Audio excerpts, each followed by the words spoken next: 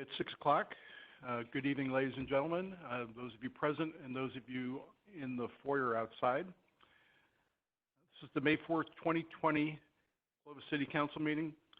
Given the current state of the shelter-in-place order covering the state of California and social distancing guidelines issued by state, federal, and local authorities, the city is implementing the following changes to participate in the council meetings until notified otherwise. The Clovis council chambers will be open to the public, but we will be implementing social distance policies and will limit the number of people who may be in the council chambers. We encourage residents to participate virtually following the directions that are listed. If you're sick, please don't attend the meeting. Any member of the City Council may participate from a remote location by teleconference, and Councilmember Ashbeck is doing that tonight. The meeting will be webcast at the address listed. Regarding your written comments, members of the public are encouraged to submit written comments at the web address listed at least 1 hour before the meeting, 5 o'clock. You will be prompted to provide this information. Please submit a separate form for each item you're commenting on. A copy of your written comment will be provided to the City Council, noting the item number. If you wish to make a verbal comment, please see the instructions below. Please specify if you would like to have your written comment read into the record. If so, your comment will be read into the record during the public comment portion when it is heard. Any portion of your comment extending past 3 minutes may not be read aloud due to time restrictions, but it will be part of the records of the proceedings. Please be aware that any written comments received that do not specify a particular agenda item will be marked for general public comment on the agenda. If a written comment is received after 5 p.m. on the day of the meeting, efforts will be made to provide the comment to the City Council during the meeting. However, staff cannot guarantee the written comments received after 5 p.m. will be provided to the Council during the meeting. All written comments received prior to the end of the meeting will be made part of the records of proceedings. In regards to verbal comments, if you wish to speak to the Council on an item by telephone, you should contact the City Clerk no later than 5 p.m. on the day of the meeting. You will be asked to provide your name, phone number, and your email. You will be emailed instructions on how to log into WebEx to participate in the meeting. Staff recommends participants log into WebEx at 5:30 the day of the meeting to perform an audio check. All callers will be placed on mute, and at the appropriate time, your microphone will be unmuted. You will be able to speak to the Council for up to 3 minutes. Regarding WebEx participation, reasonable efforts will be made to allow written or verbal comment from a participant communicating with the host of the virtual meeting. To do so, a participant will need to chat with the host and request to make a written or verbal comment. The host will make reasonable efforts to make the written or verbal comments available to the Council. Due to the new untested format of these meetings, the City cannot guarantee that these written or verbal comments initiated via chat will occur. Participants desiring to make a verbal comment via chat will need to ensure that they're accessing the meeting with audio transmission capabilities. With that in mind, I will call this meeting to order and ask Councilmember Flores to lead us in flag salute. I pledge allegiance to the flag of the United States of America and to the republic for which it stands, one nation, under God, indivisible, with liberty and justice for all. Thank you, Jose. If the clerk will call roll, please. Councilmember Ashbeck. I'm here. Councilmember Flores. Here. Councilmember Mwanatua. Here. Councilmember Whalen. Here. Mayor Bessinger. Here. Normally we would do public comment at this time, but because we were anticipating most of you are here for item 14 on the agenda, we're going to move item 14 to the front. We'll do our workshop immediately so that if that's why you're here, you have the opportunity to go home and get dinner or something like that. And then after we do item 14, I will open it up. You'll have an opportunity to comment on item 14. And if you have something, a public comment that does not deal with anything on the agenda, we'll call public comment and you'll have the opportunity to do that. So we've item 14. Luke. Thank you, Mr. Mayor, members of the council. Tonight's workshop, we have actually 3 items for consideration. The first is a resolution adopting Emergency Order 2020-13. The second is consider approval of a letter to the governor regarding business reopening. And the third is consider a letter to the governor regarding funding for cities that didn't get any money out of the CARES Act. So going first into a resolution for Emergency Order 2020-13. This is a little different than our previous emergency orders that have been issued by me and then confirmed by council. This is for council's consideration and issuance. Basically what happened is when this emergency was first declared, the city adopted a couple of emergency orders closing certain businesses prior to the state issuing its order. Order 2020-01 closed bars and restaurants 2 days before the state closed them, and 2020-02 closed gyms, theaters, and other amusement functions 1 day before the governor issued his order. Once the governor issued his order, our orders were redundant because all of these businesses were closed under the governor's order. And at the time, we thought about repealing them just because they were no longer needed. They were covered under the state's orders, but we thought that would cause too much confusion. So we have left them on the books. The governor is starting to talk today about reopening business and has a plan to start reopening some of the businesses by Friday. We want to make sure that we don't get caught with a redundant order in effect. So Order 2020-13 will repeal those 2 orders that were adopted prior to the governor's order. It will also repeal our Order 2020-10, which we issued a few days before Easter, closing picnic sites and play structures. When other parks in the region were being closed, we were concerned about an influx to Clovis, so we closed them. That was a month ago. Social distancing has become much more of the norm, and we think it would be appropriate now to repeal Order 2020-10, which closes the picnic shelters, the play structures, and some other equipment in parks. What that will result with is the only closures of anything, whether business, institution, or function, will be regulated by the state's order. We won't have any overlapping or conflicting orders. So we're recommending that. The other thing this order does is it reaffirms the city's position that these are public health orders. They're not our usual purview, and that the state public health department and the county public health department really have primary interpretation responsibilities for these orders and enforcement. As it is, we're not out there actively looking for any enforcement issue. We have not issued any citations for business openings or for social distancing. It's just really not what we do. And what this order does is it reaffirms our position that the county health or state health have primary responsibility for that. But it still allows us to issue an administrative citation in the effect that we have a very egregious situation and the state or county are not or will not comply or have asked us to comply, then we could be involved. But primarily this reaffirms that this is a public health order and we are not the primary enforcement order nor the interpretation. We get a lot of calls asking us, hey, can I be open, can I not? Surprisingly, some of those come from the county health department as to, what do you think? Can this business be open? And we're like, it's your order, it's not ours. So this kind of reaffirms that.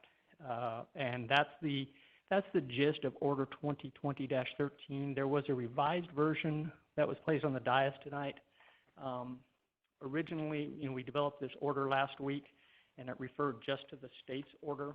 But in today's press conference, Governor Newsom indicated that in recognition of the fact that one size does not fit all, that counties will be able to possibly open businesses faster than the state is if they meet certain criteria.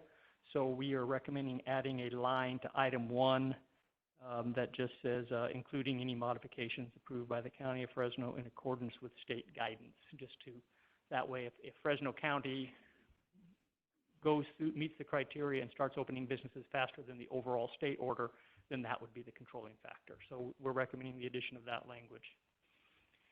The other 2 items in the workshop, one is a letter to the Governor Newsom regarding reopening of businesses in the city of Clovis. The draft letter before you was put together last week based on similar letters that were sent by other cities or counties, other local government agencies to the governor, really trying to push the governor toward relaxing the stay-home order and start to open more businesses. In reality, some of that letter was written last week based on today's press conference. It probably needs a little revision because the governor is looking at opening his stage 2, or starting to open his stage 2 businesses, as he calls them. But the letter before you, we can take input and develop an appropriate letter if council wishes to send one. And then the last item is a letter to Governor Newsom seeking to establish some local funding sources for local governments that are heavily impacted by this emergency, but were not, didn't get any of the support that came out of the CARES Act. The CARES Act provided some funding to cities over 500,000, nothing to cities less than 500,000. The Federal Reserve is actually augmenting some bond buying for municipal bonds for larger cities, but again, not for the smaller cities. So this is a League of California campaign and issue, and our letter is consistent with their guidance, asking the governor to not forget about the smaller cities that have had significant budgetary impacts from this, but have not received any federal funding to date. So those are the 3 items that are part of this workshop. And with that, I'm available for questions. Or Any questions for staff? Don? Luke, I apologize because I don't have the resolution number, but it was on the March 21st, we approved an order in which I think we appointed you, or we affirmed a couple, and I wanted to go over that language because I think that language, according to what we're doing today, to see if it conflicts. And so, I don't know if, John, can you pull that order? Because it's not, I don't think it's one of those that are listed. It's not 2002, 2001, or 2010. so on March 16th, we declared the emergency, the local emergency, which appointed me as the Director of Emergency Services. The following... And the stay-at-home was also number 2 of that same order. This is the governor's executive order pertaining to a statewide stay-at-home. Exhibit 4 may be amended and supplemented, shall be in full force and effect in the city of Clovis, and shall also be considered local order under the city declared local emergency. And so, you know, it has that language. So I don't have an issue with that as much as the next sentence. Can I read that sentence to see if... Yes, and I'll actually defer some of this to the city attorney. Then it says, law enforcement forces of this city, along with other law enforcement authorities cooperating with the city, are hereby authorized and charged to the extent provided by law with the responsibility of enforcing the governor's order. And so that part is what gives me pause. I like our current order because on today's order on 3, it is hereby ordered in number 3, with regards to enforcing the governor's stay-at-home order, this language kind of contradicts that language, or does it not? And so I just want to make sure, because I like what we wrote today, and then we have an order in place that states very clearly our city.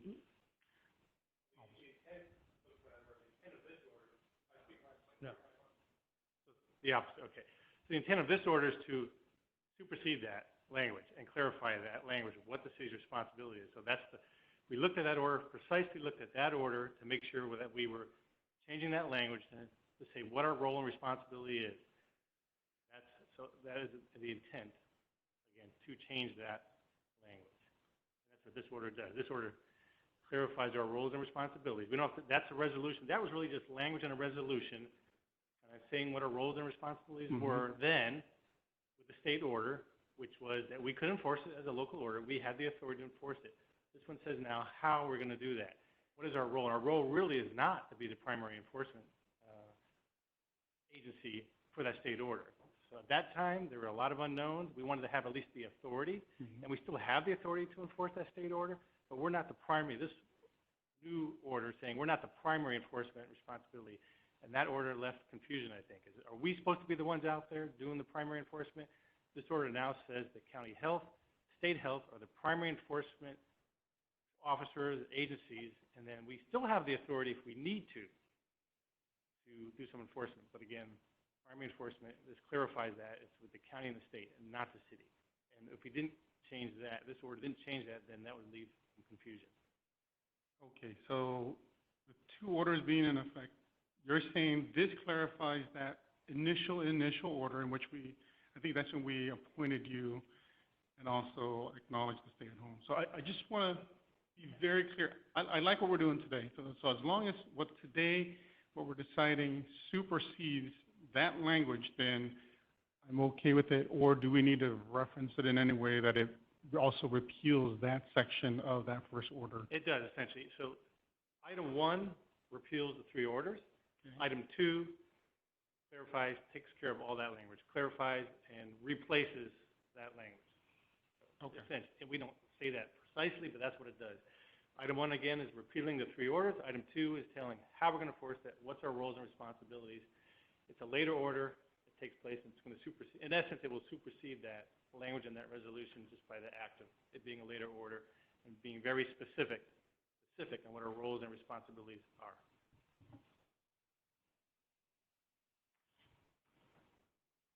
Okay. It just, I don't know if this is 2201 is what I'm looking at, that's all. So if it was the resolution appointing me as Director of Emergency Services, Yeah. that actually was the declaration of a health emergency. That was prior to any stay-home order, so the language in that would not necessarily have been targeted toward the stay-home order. It was just targeted in general. When the governor did issue a stay-home order, there was language in his stay-home order that any violation was a misdemeanor under the Health and Safety Code and such, which is consistent with the law, but it's not how we are applying it. And the current resolution, which is being adopted now, after we have this stay-home order in place, is really confirming and verifying what our role is. And while there is still enforcement ability, we certainly are not the primary enforcer or interpreter of the law. That's a health issue. And David, I apologize for bringing it back up. It's just, it states, now therefore the City of Clovis resolves as follows. 1, it lists those 3 orders, okay? And we're going to do all that, 2020-01, 2020-02, 2020-03. Okay, so it lists those. Then it has a number 2, and it specifically talks about the executive order. So in other words, it's a whole separate item. So that's why, and then this number 1 repeals 01, 02, and 10, and so that but it doesn't address this. So that's why I want to make sure. Well, I think the language, I'm still trying to find it here, but the language you're referring to was in a resolution. So it wasn't an actual order saying that, I believe. It wasn't an order saying that we are going to enforce the state's order. It was a resolution kind of saying that's how it applies in Clovis. Now we're saying exactly what it means. So we're changing. Any direction that was in that resolution will be superseded by this resolution here in this order. I understand what you're saying now. Okay, thank you. Jose? But still, 3C still gives us the right to use the administrative citation if we had to, which is a lesser form of dealing with the situation than what even the governor or the county would have, which is actually a criminal misdemeanor. Correct, which is why we're not recommending repealing 10 and 11 just on the small chance that the city has to issue a citation.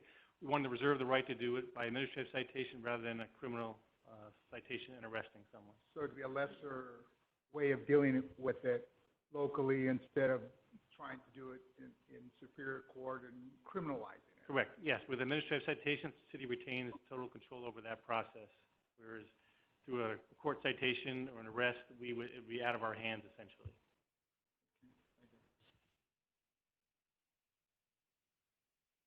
Bob?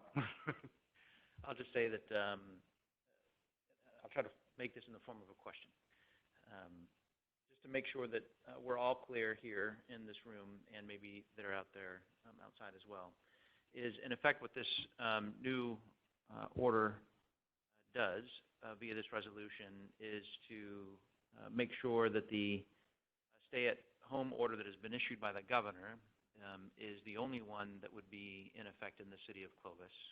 It would not be any of our city of Clovis orders that have shut down businesses within our community.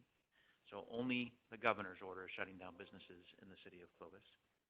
And secondly, that when it comes to enforcement of the governor's order, that order is going to, that shutdown or that enforcement is going to be a function of state officials and county officials. And the only reason why the city of Clovis would intervene is if there were a couple of things that happened.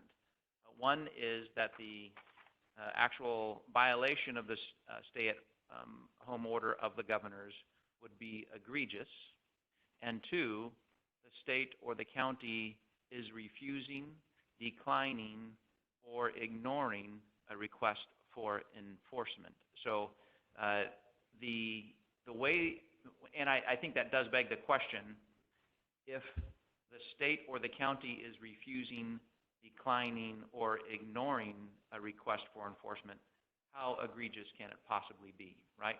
So I think if this resolution is passed, what it would result in is clarity that this is the governor's stay-at-home order, which is shutting down businesses, and enforcement is not going to be done by the city of Clovis unless there's that really unusual situation where there's something so egregious and the state and the county is refusing, declining, or ignoring the request for enforcement. I know that's not how you guys phrased it, and it may not be how you wanted to phrase it, but I think in layperson's term, that's how I see this resolution. Am I missing something there? That is the language in the resolution. It does read that way. All right. Thank you very much. Lynn, do you want to weigh in? Yeah, thanks. A couple of questions. I think today in the governor's comments or somewhere I read that the sort of interpretation is left to the counties and county boards of supervisors or some variation of that. Luke, has there been conversation with the county about how we might coordinate both some of these opening questions and the law enforcement questions? Have you had a chance to do that in this last week? No, we have not. The intent was after we got this resolution adopted, if it was adopted, depending on the final outcome and any changes to it, we would then have the discussion tomorrow with the county as to not only how we're going to address enforcement, but even interpretation, because we're getting a lot of calls as to, hey, can I be open? And we can give them our best interpretation, but it's not official until it comes from them. So that's a conversation we're going to have with the county tomorrow. And the county has half a dozen criteria or so that sort of are to guide the decisions about, yes, this can open, or no, this cannot. Is that right? I'm not sure what the county has internally, but in today's press conference, the governor indicated that as of Thursday, this coming Thursday, there will be guidance issued for the counties, and then they have to self-certify that they are complying with that guidance, and then can open up businesses ahead of the governor's order. The governor's going to open certain businesses, it looks like, on Friday. But if the counties want to open more or open those in a different manner, they have to self-certify based on the criteria that the governor will be providing the counties on Thursday. It's probably likely that Fresno County will not meet those criteria. What will be our position then? I don't know what the criteria are going to be, so I don't know what the chance of the county meeting or not meeting, but it really doesn't change our position in that this is, it's the county's call. County Public Health has the call on whether the business is open. County Public Health has the call on primary enforcement responsibility, or state, but we're not the public health experts, so it really doesn't change our position on that. So let me say it differently, if Fresno County does not meet the 4, 5, 6, whatever the criteria are, what will we do? That doesn't allow them to say, yes, businesses in Fresno County, you may proceed. What will we do then if that's what happens? I wasn't planning on doing anything different. It's a county decision. There will be certain businesses that are able to open regardless of the criteria. The criteria, my understanding of the governor's press conference is the criteria is you have to meet certain criteria to get ahead of the state order. One of the things the governor indicated today is that retail would be allowed to open for curbside pickup. If you wanted to get ahead of that, you would need to meet that criteria based on the guidance he plans on issuing on Thursday. Again, if the county is the final arbitrator as to what's open and what isn't open, and anything we can do to assist them, obviously, in opening more businesses, we would, but that's really not our purview. So again, just to push this, if the county says, no, we're not ready to open because our cases are increasing, our hospitalizations are increasing, our testing is lagging behind, whatever the metrics are, if the county says no, the way I read this is we are leaving that enforcement to them. So if I was a business owner in the audience, I would say, I'll take my chances, potentially. What are we going to do in that scenario? And maybe it won't happen. I don't know what the criteria will be either, but what will we do if the county says we're not ready? What does Clovis do? Yeah, I'm going to intervene here if I can. Lynn, this is Bob Whalen. I think in that situation, it's a policy question for the council. It's not a question for Luke. And this resolution does appear to be rather clear that the enforcement will remain with the county and the state. That may not be the answer that you want, but if you want a different answer to that question, that's going to be a question that the council needs to address, not Luke. Okay. So can I address it to my... I want to know I want to have a scenario that we would give guidance to our staff. I think we need to be prepared, because I do think this sends a message that people can open, which I think is the council's wishes, but I just want to be prepared if the county falls short, the county has the authority to decide, and we still think we can manage it. How are we going to manage that? I guess that's my question. And I agree with what Councilmember Whalen is saying. This is Councilmember Flores. I recognize your voices after 20 years. I've got your voices. Thank you. I know, but the rest of the people on virtual... I'm just kidding. They don't. The county and the state have many tools, the long arm of the law, to enforce what they want to enforce. Let's say, for instance, it is a restaurant that decides to go rogue. The county regulates restaurants, and those licenses that the county regulates can be taken away. So there's all kinds of things that the county and the state can do that we can't do, and don't have any, as our resolution kind of says, we don't have a role in it. And so there's many tools that I'm sure the county and the state will avail themselves of to do something to anyone that does not comply with their orders. A barber can lose their license. Many things can happen. Lynn, did you finish your question, or you had a question? Was it answered? It was not answered, but that completes my question for now. Thank you. Vaughn, go ahead. So practically, Luke, with this resolution, does Is it fair to say that B will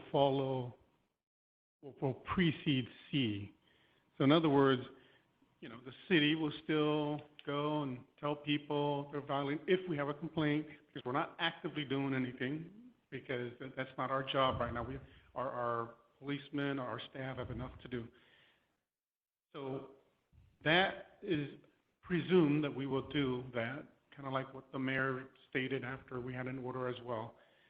Now, when does the request for enforcement, when does that happen? Only if B is not adhered to? Because C only comes in, if they ignore a request for enforcement. So when does that request for enforcement, what initiates that? So we are not out, again, we are not actively enforcing this. Any time we have talked to a business or a group about social distancing, it has been in response to a complaint. To be completely honest, what I would see is if this order gets adopted, when we get that complaint, the first thing we would do is say, you know what, here's the number to county health. They're the enforcing agency of this, call that.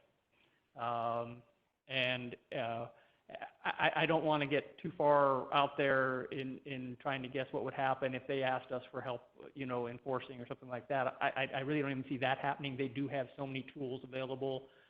In the governor's press conference today, he talked about some of, that he doesn't like using them, but he talked about some of the tools that ABC had used against bars that had opened.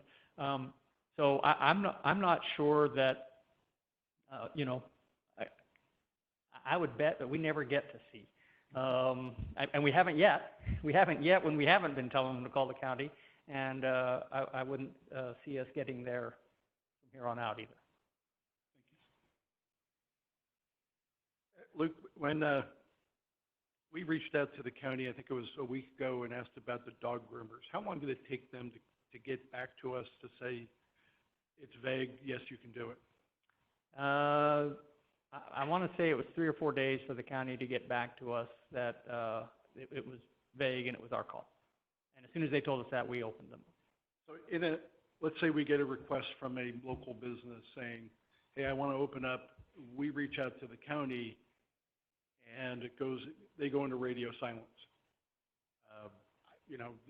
It's a reasonable question for a business to ask, can I open up? And if the county doesn't respond based on this proclamation, does that give us, does it give us any wiggle room to say, we haven't heard back, no news is good news? Well, it doesn't necessarily give me any wiggle room because I don't have the authority to tell somebody they can open or not. Right.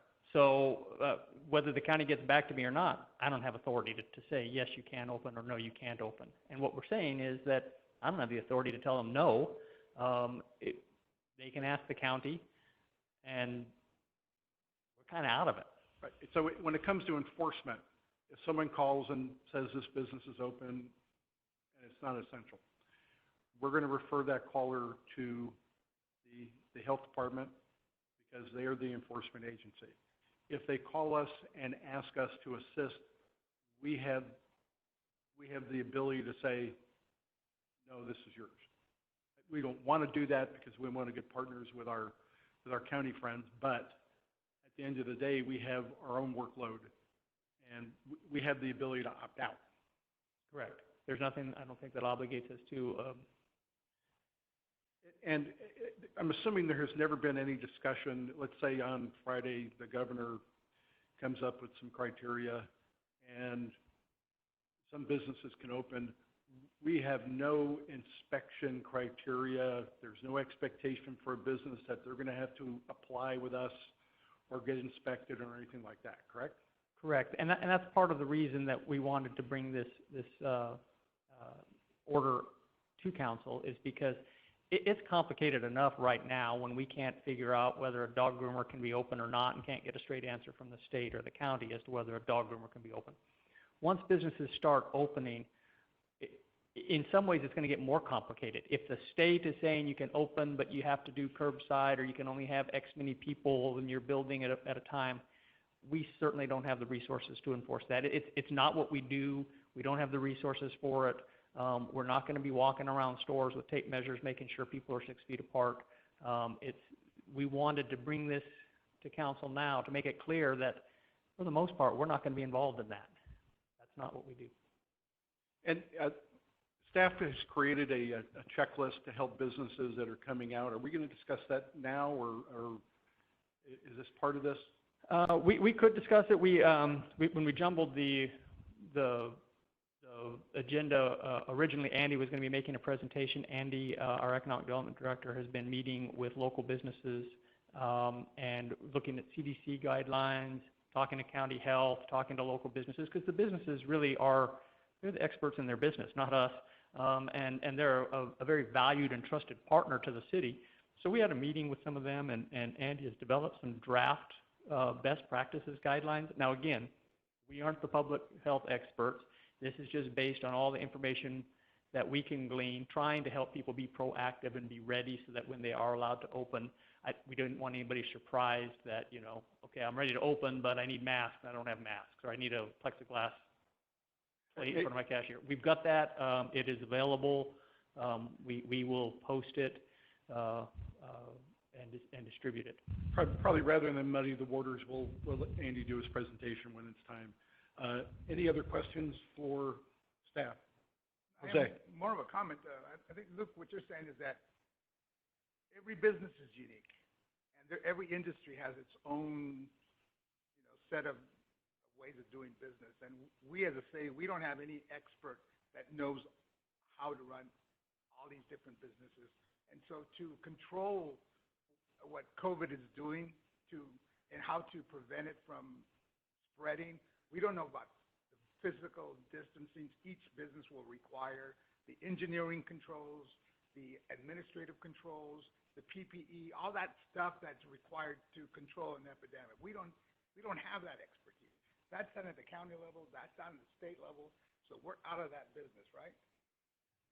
We're out of it. We are just providing our best. This is kind of a draft right now. What we're trying to do is just try to be a little proactive and make sure that businesses have a few days to start preparing. But we're making it very clear that this is just our non-expert opinion based on what we've been able to glean from CDC and from the county health, but that whatever they say goes, whatever county health says goes. But what we don't want is we're trying to provide a tool so that if a business gets a green light to open under certain conditions, that they're prepared for those conditions, and that there's not a further delay waiting for them to open. So that's what Andy's been working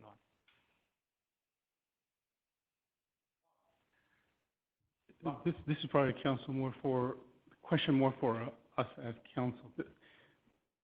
In looking at all our orders, this one probably has the strongest language with regards to, maybe we've been practicing it, but now it's in the language. So in number one, it says, in their place, the city shall rely solely upon the governor's stay-at-home order.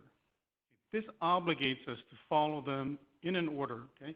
All others, it was always Department of Health provided this, and then whereas the conditions of emergency, it is deemed necessary for the public interest that the city follow it. In other words, we always said it that way in all the other orders. This is the first one where we actually say it where, what did they say we're going to do? Not that we shouldn't do it, but also it doesn't give us the wiggle room. And so I just wanted to ask us, are we comfortable directing it to go that way? Or can we just say it kind of like how we always said it? Under the conditions of emergency, it is deemed necessary in the public interest. The city is recommended to follow the guidance of the governor. Something like that, where it's not, we shall. I didn't see this before. I kept looking in the past to see if we ever said, we're gonna follow regardless, and this is the first time I saw it, and so that's why it just caught my attention. Clovis, the city of Clovis is a general law city. That's the kind of city we are. We have a form of government that's council, city manager. And so we have to follow the general law. Right now, the general law, whether we like it or not, is our governor under these emergency conditions. What he says is the law. Our laws can be equal or worse, but not less. So if you think they're less before, they're not supposed to be. They have to be equal or more stringent. We can make them stringent, but not less. So any city or any mayor or any city council that are making their laws less stringent than the governor's order is actually in violation or not out of compliance of that order, and subject, I guess, to the wrath of the governor. So this order is actually complies, and I don't think we've ever been out of compliance with the governor's order with the language we've used. So, but we can be more. I'll give as an example the city to the west. By making all their citizens wear masks, that's more restrictive than the governor. They can do that. Or be like the governor, like us. It's a suggestion. It'd be a nice thing to do, but it's not an order. So it's a good recommendation, but not an order. Bob? So among, I want to make sure that I understand your question, because, you know, instead of shall, we can't have may in its place. And I haven't looked through all of the orders that we've issued, and I don't really see any language that is, you know, on point with this, because I think that, frankly, this is, this sentence read in context is saying that the city of Clovis is not going to be involved in the governor's stay-at-home order. We have removed our orders, and that's what it says in that first sentence of 1. And so, in its place now, we are solely relying upon the governor's stay-at-home order, not the city's orders related to that, and the county of Fresno in accordance with state guidance. So I think the use of the word shall is really trying to call out that the city of Clovis is no longer in the business of the governor's stay-at-home order. That's the way I read it, and I don't know if that's addressing your question, but that's my take on it. I can see it that way, Okay. if it's all read in context. I just don't like it where we start saying, you know, we'll rely solely on the governor. You know, that kind of can mean whatever is handed out, we have to comply by it. Because in all the other orders, they list what the order is, and then we state that the next line is a whereas. Since there is an emergency, we will adopt that as guidelines for the city of Clovis. You know, so it's kind of a justification because of the emergency. But I see what you're saying, Bob. I like that explanation. I just think in this time of confusion, the more clear we can be. And so, Dave, you can also jump in. If reasonable person will interpret like Bob, then I'm also very good with it as well. I think we create more ambiguity if we remove that. Because right now it makes it very clear that we're out of the business, we're not making any orders, and we're going to rely on the state order applies. We don't have control over that to the extent, if it doesn't apply, then obviously we won't have to apply it. So, but we know it's a statewide order, we know it applies in the city of Clovis, so we're going to rely only on that order. If we pull that out, I think it creates more ambiguity because, well, what else might apply? This makes it, I think, as black and white as we can do. Lynn, I don't see your hand, so do you have any input here? I don't know how to make my hand show up. So there. Bob, will you say what you said again? So the language as you read it in number 1, say that what you just said? I'm sorry, I'm going to let you finish because I think I interrupted you. Go ahead. No, can you say again how you interpreted that item, the first item under it is hereby ordered? Could you say that part again? Sure. My interpretation in context is that we're making clear that the city of Clovis is no longer in the business of the governor's stay-at-home order. And the reason I say that is that first sentence removes all of the city of Clovis's orders, which could have been interpreted as separate and apart from the governor's stay-at-home order. So what we are saying in this first paragraph under the it is hereby ordered is that it's only going to be the governor and the county who are making the rules that we will be relying upon, should we at some point choose to enforce the governor's stay-at-home order, because as mentioned in 3C, the state or the county refuses, declines, or ignores a request for enforcement. That's what I said. I don't know if it's any clearer, but that's what I said, sort of. So can I ask you a question? So when you said, should we choose to enforce the governor's stay-at-home order, can you say what that sentence means to you? We may not enforce the governor's stay-at-home order?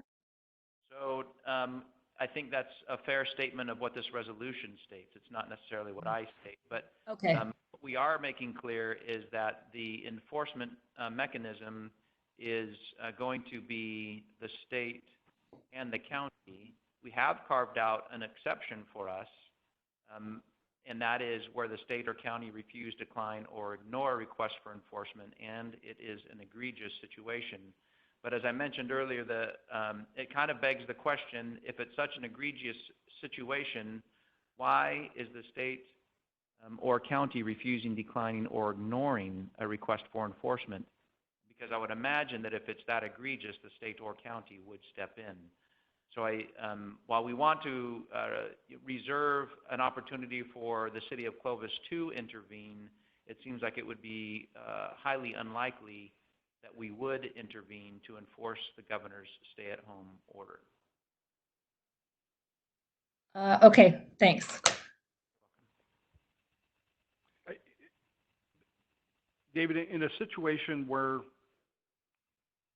we get a call from the office of the governor, and we're told to go to XYZ business and issue them or investigate this complaint of a violation.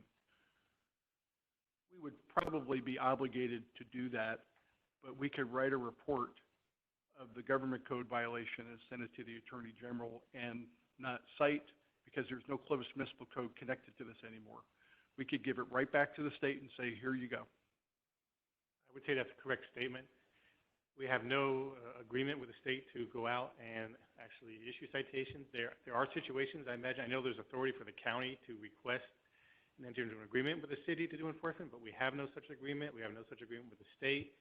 We would do our investigative abilities. We cooperate with the state just like we normally would do, but we have no obligation to issue a citation, and the state could do that. The state has all the regulatory authority to do with licenses. They can revoke licenses. They can issue citations. They could stop funding. They have all kinds of enforcement mechanisms, a lot more than we would ever have. And we're saying it's their responsibility. And in the same situation where we felt obligated to go out, in that report, if we were to note all of the steps that this business took, all the mitigation steps, that would be part of the report, and we'd send it back to them saying, well, yes, they were operating illegally or outside of the governor's order, and here are the things that they were doing to mitigate this issue. So at the very least, when they look at it in totality, hopefully with a fair mindset, they may not do anything about it. But that's more of a statement than a question. Any other questions for staff? Lynn? No, thank you, Drew. We'll open this up to the public. Any member of the public wish to address the council on this item? Sir, if you could state your name and right. Before you go up there, is there somebody?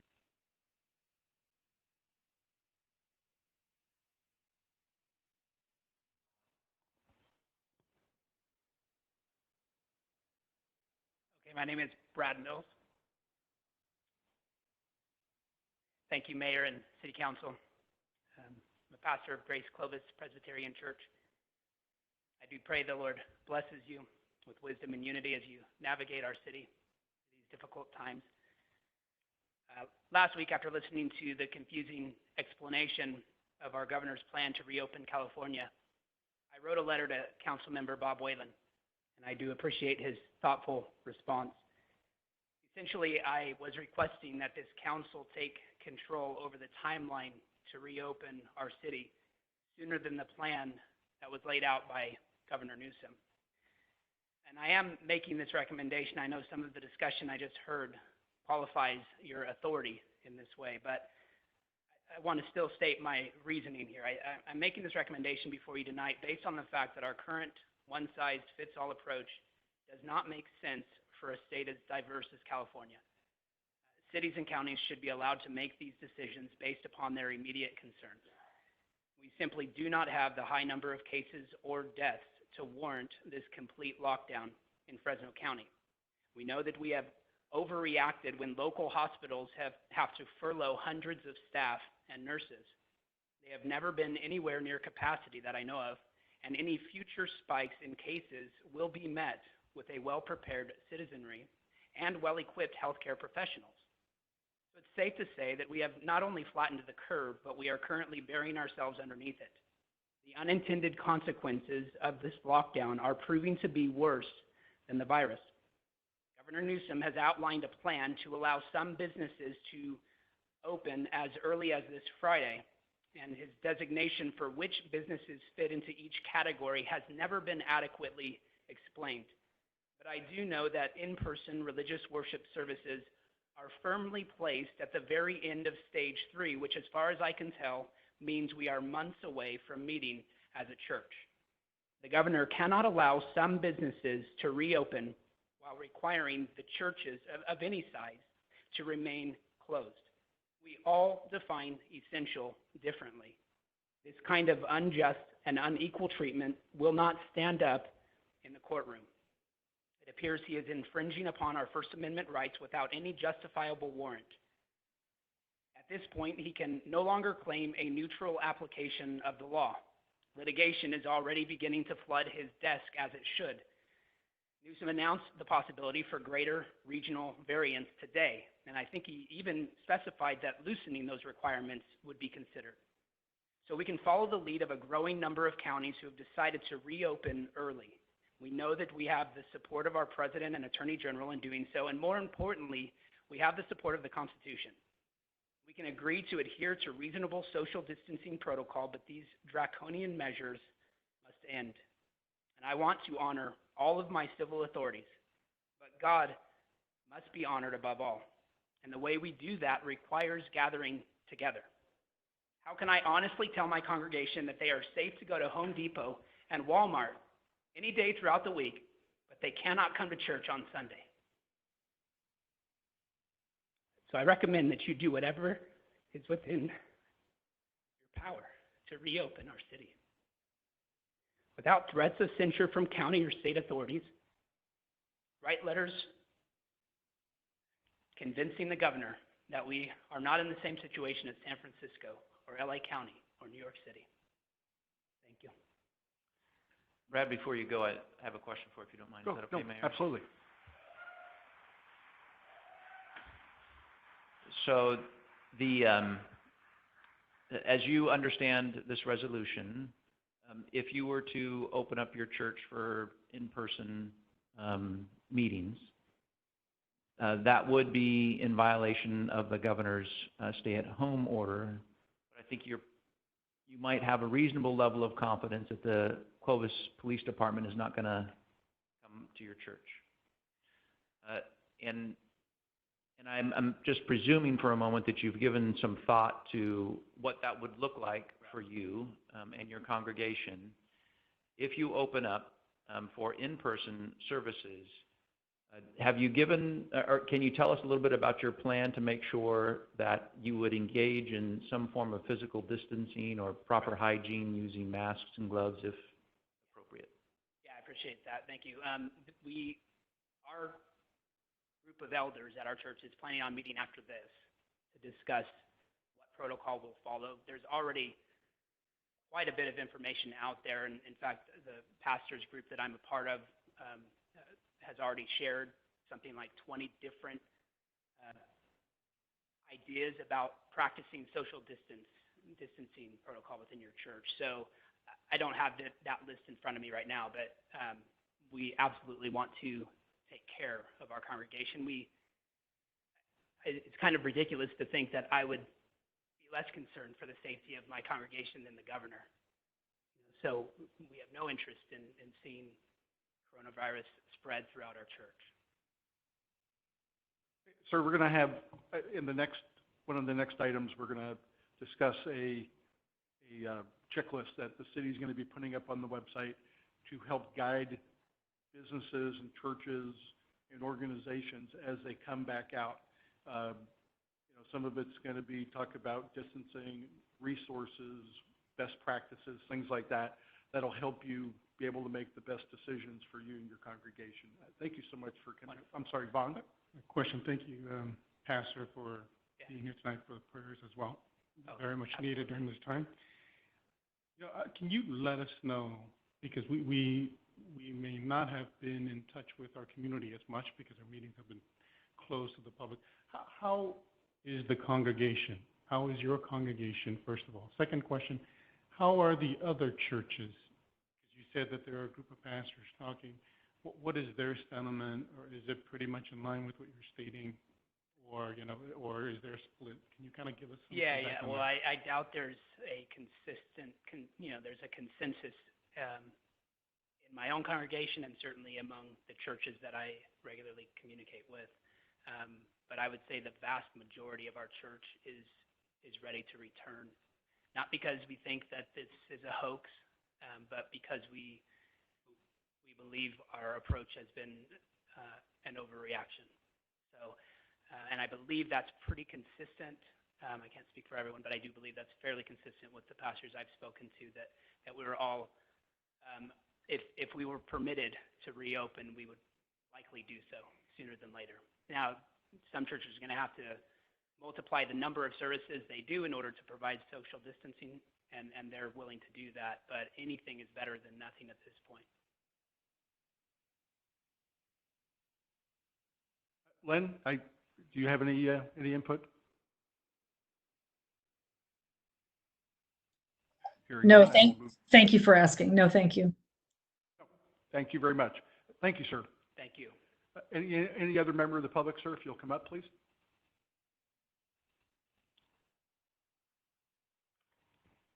If you could state your name, please. My name's Fred Leonard, and I pastor Mountain View Church. I won't reiterate anything Brad said so eloquently, so yes to that.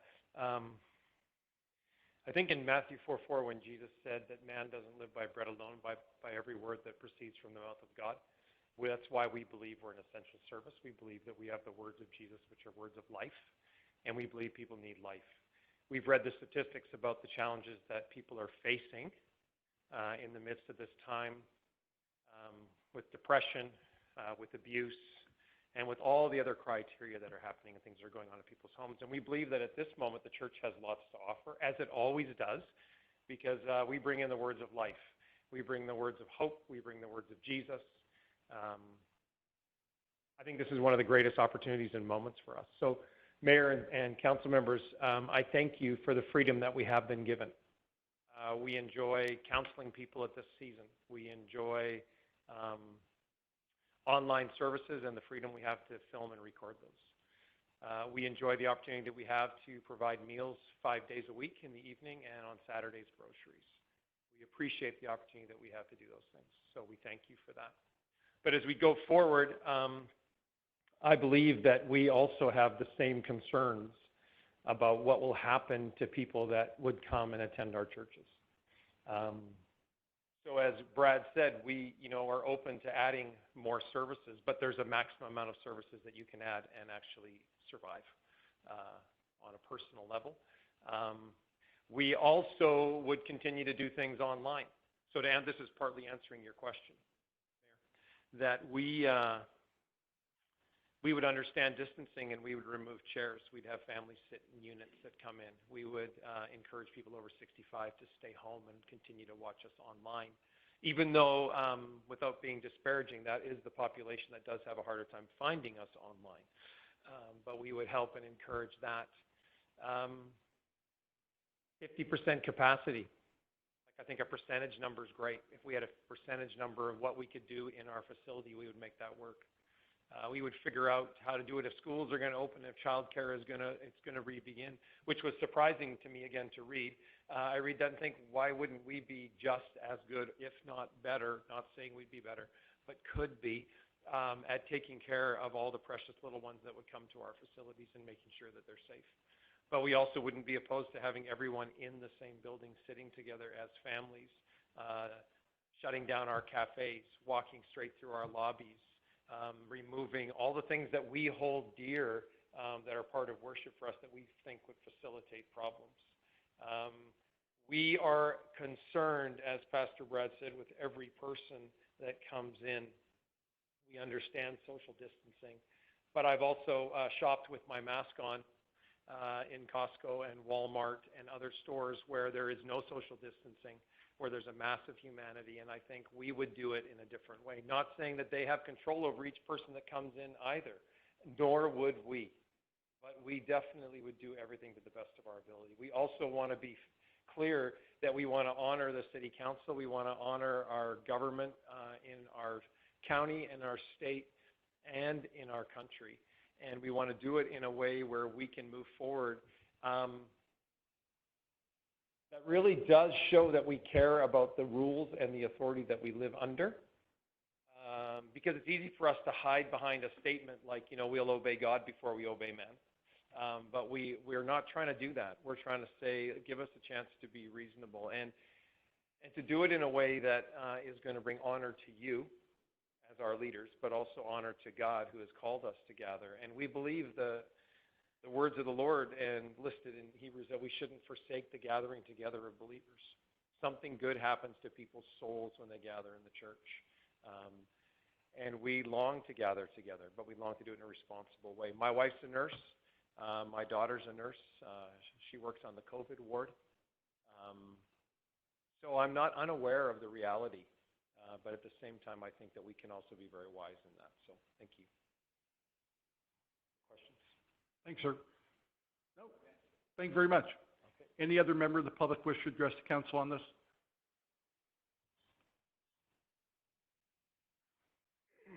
My name's Tim Adams. I have a very small barbershop in downtown Clovis. Some of you guys know where it's at, some of you guys don't. How am I going to, question for you guys, how am I going to, I got 10 people that come in there, waiting chairs. Okay, I will social distancing from them.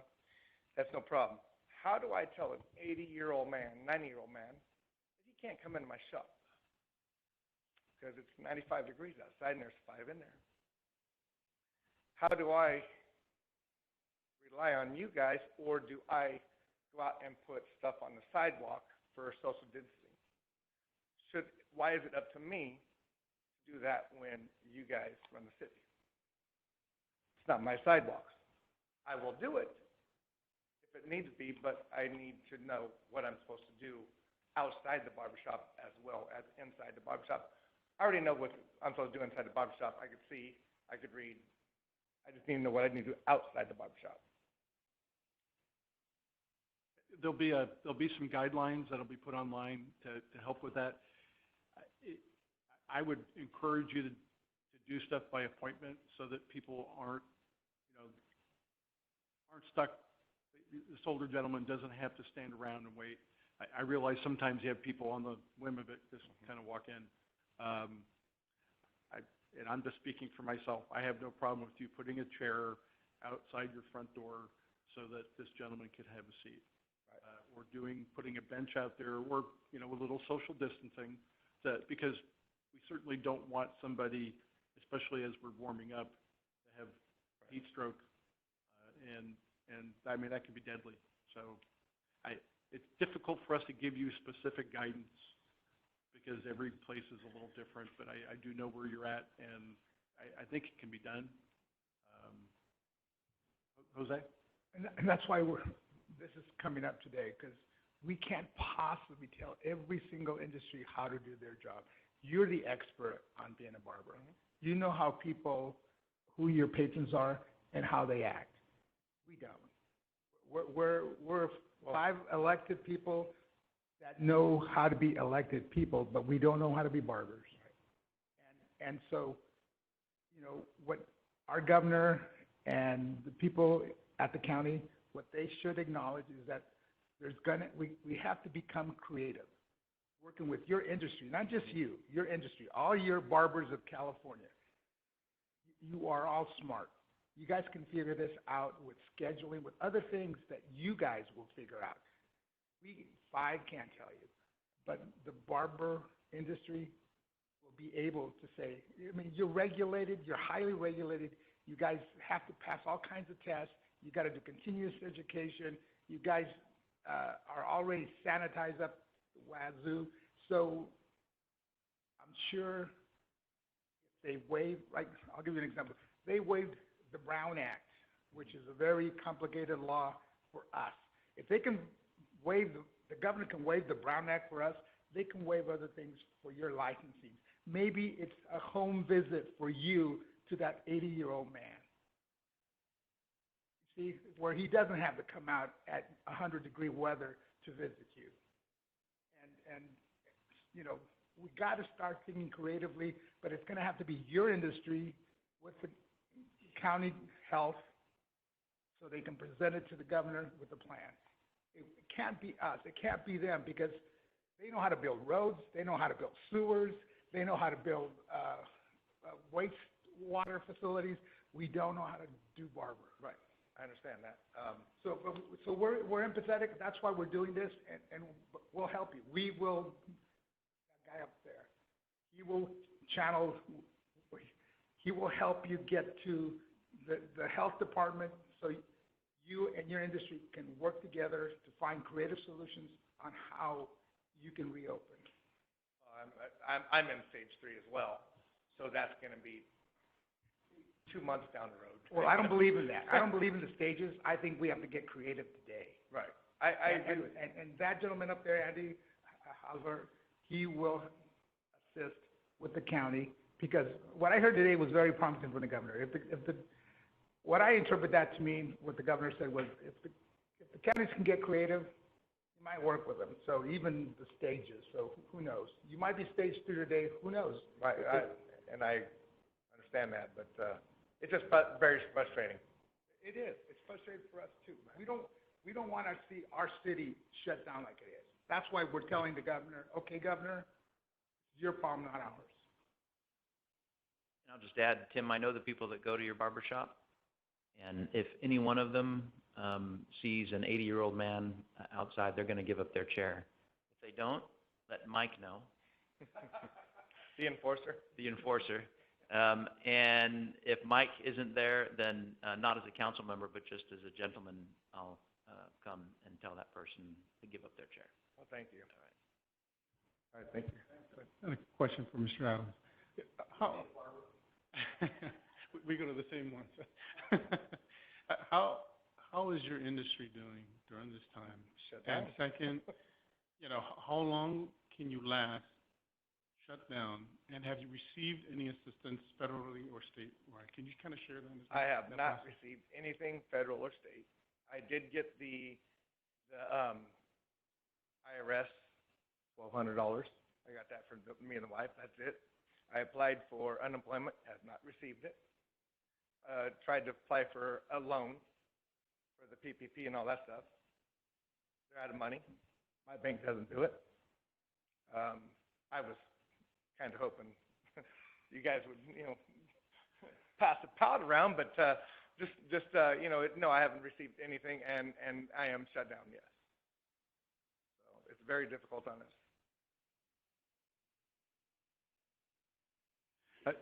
Tim, America has a very rich history of pushing back when they think their government has overreached. And I think we're at that point now. So I wish you the best, and I hope to see you soon. Oh, thank you. Thank you. Sir?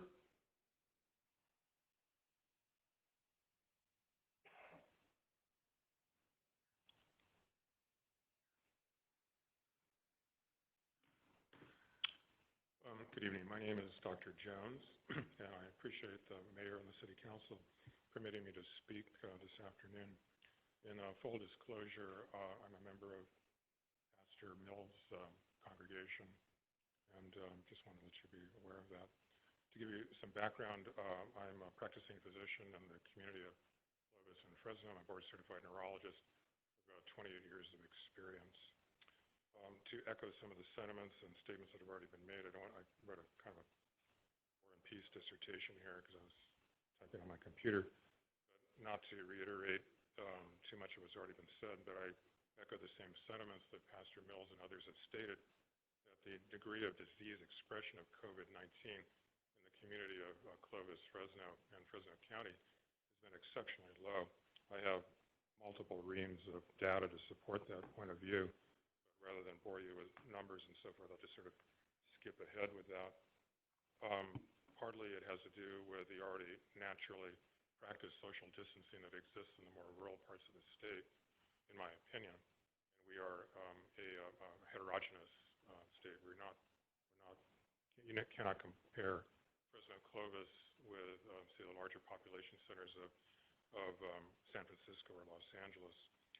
So initially, the social distancing protocols that are ostensibly designed to, quote unquote, flatten the curve and inhibit the surge of COVID disease presentation that may have otherwise conceivably overwhelmed hospital capacity at a given moment in time, it's never been demonstrated within our community. We have half-filled ICUs, half-filled emergency rooms, and I work at Community Regional Medical Center. It's a regional hub within the whole central San Joaquin Valley area, typically bursting at the seams. Now, because of probably well-intended gestures that haven't been borne out over the span of time, what's happening is, frankly, people are being terrorized to come to the hospital, so they don't do it. So all of the otherwise noteworthy medical conditions of heart attacks, diabetes, strokes and seizures and things like that, which I deal with in my capacity as a neurologist, it's not that those disease processes are magically disappearing. They're having them at home, and they're not coming to the emergency room like they should. So for that reason, it's this one-size-fits-all that Pastor Mills already talked about. That's been the approach that's been taken, and may have initially been reasonably reasonable at the time, but it doesn't take into account the demographic distribution of the city and the whole San Joaquin area. So these approaches that were initially done that don't appear to be justified based upon the current data. So I'll be a little technical here right at the end, and then I'll conclude. The rate at which a virus is transmitted is known as the R0 number, or the R0. Okay, the effective version of that number is called the RT, or reproductive number in time. And it's the virus's actual transmission rate at a given moment, and varies according to different measures that are done to control an epidemic. RT values that are greater than 1 suggest that the epidemic is advancing. RT values less than 1 indicate that the epidemic is slowly dying out, which is what happens to most of them. Okay. So the current best data that I was able to get from the Mercury News dated April 29th, 2020, indicates that the RT value for California is 0.87, less than 1. Okay, and this has held steady since April 21st. So mentioned in the media, but perhaps not as loudly as the narrative regarding COVID-19, the negative corollary aspects of COVID that cannot necessarily be attributed to its infectious nature of the virus. Social isolation mandated by governmental authorities in the form of extreme measures of social distancing have their own plausible public health consequences in terms of potential for increased incidence of depression-related suicide, alcohol or other forms of substance abuse, domestic and childhood violence, when it's asked of the populace to forego a steady income. So it's suggested that these factors be taken into account when crafting policy regarding how to address the pandemic locally, recognizing that disease virus mitigation strategies that may have been wise and applicable at the onset of the pandemic may not be as paramount currently, given the gradual evolution of the disease processes as it's been permeated through the community. Further, in the more rural, less populated sections of California with minimal disease penetration, it makes even more peculiar to impose this one-size-fits-all type of COVID large state disease mitigation strategy that may be more applicable to larger city population centers of California, but again, stretch the bounds of credulity when attempted to be applied to less populated areas of California. Thank you for your time. Thanks, sir. Any other member of the public wish to address the council on this item? Pastor Rowland. Tim Rowland, pastor of New Hope Church in Clovis. Clovis has been a fabric of my life since my dad started a church when I was 5 years old on Peach Avenue. Went to my first rodeo in 1960, and I was very sad to miss the one this year. Fred and Brad spoke very eloquently about the needs of the church. I just want to move a little bit beyond that and also connect some to business. One of the other parts that we do in ministry is funerals, memorial services. The very first week that all this came down, Clovis lost one of its long-term citizens, part of the Sassano family. And what a heartbreak it is for us to not celebrate the life of someone who has touched so many for so long in this community, and 13 people are told they can get in. Now, fortunately, somebody said we're not going to be there, so we snuck 40 in. But that doesn't happen this past week, just this morning, in fact. 10 members of a family that had 40 family members. 10 people had to decide who could go to the service at Clovis Cemetery. Those are heartbreaking moments, made much more heartbreaking because you can't share the load of sorrow with your family and your dearest friends, and you can't celebrate those memories that are so very, very important. So here really is my question. And most of us churches in the area, we've got sanitizing machines at every door. We have teams of people prepared to sanitize between services. I had a complaint early on in this scenario. I offered to turn myself in, but they didn't want me in jail, I think. But we have teams set up to do as churches safely, physically as we possibly can. But we're not only interested in preserving life for the moment, we're interested in giving life for eternity. Because we may avoid COVID-19, but none of us in this room or in this community are going to avoid death someday. And so that's part of our responsibility, is help people in those moments. And so if we as a church, or Tim, I think he stepped out already, as a barber, or Gentry Salon, or Luna's, or Sassano's, if we open up and start doing things using best practices, following your recommendations, but we run counterclockwise with the governor. Jose, I love what you said a minute ago. You all don't know how to run a barbershop. You gave the governor more credit than I think he deserves, because I don't think he knows how to run a barbershop either. So where are y'all going to stand when the governor comes down on one member of this community following best practices? Are we going to have support? Are we going to have folks standing with us, or are we going to be left kind of to hung out to dry on our own? That's important for us to know. Clovis has always been a way of life. You'll find that on my business card. Clovis is a way of life. Christ is a way to live. And it has been that way most of my life. And I would hate to see us lose that, and it's only a logo and not really a true essence of who we are as a community. We have always stood together, even against our government sometimes. We've stood and we fought good battles. So I just want to know, are we going to stand together on this one, or are we going to be left to ourselves? Thank you. Bob? Yeah, I don't know if that was a rhetorical question or not, but I'm going to presume for a moment that it was not. So clearly what this resolution does is it does put the responsibility, as you have noted, on the governor and the county for enforcement, with that one exception that we've harbored on a couple of times. I would say that the degree to which you'll find support from the city council is going to be dependent upon each council member, because we're not all of the same mind on this particular resolution. And I would also say that it's likely to depend on the circumstances of the violation.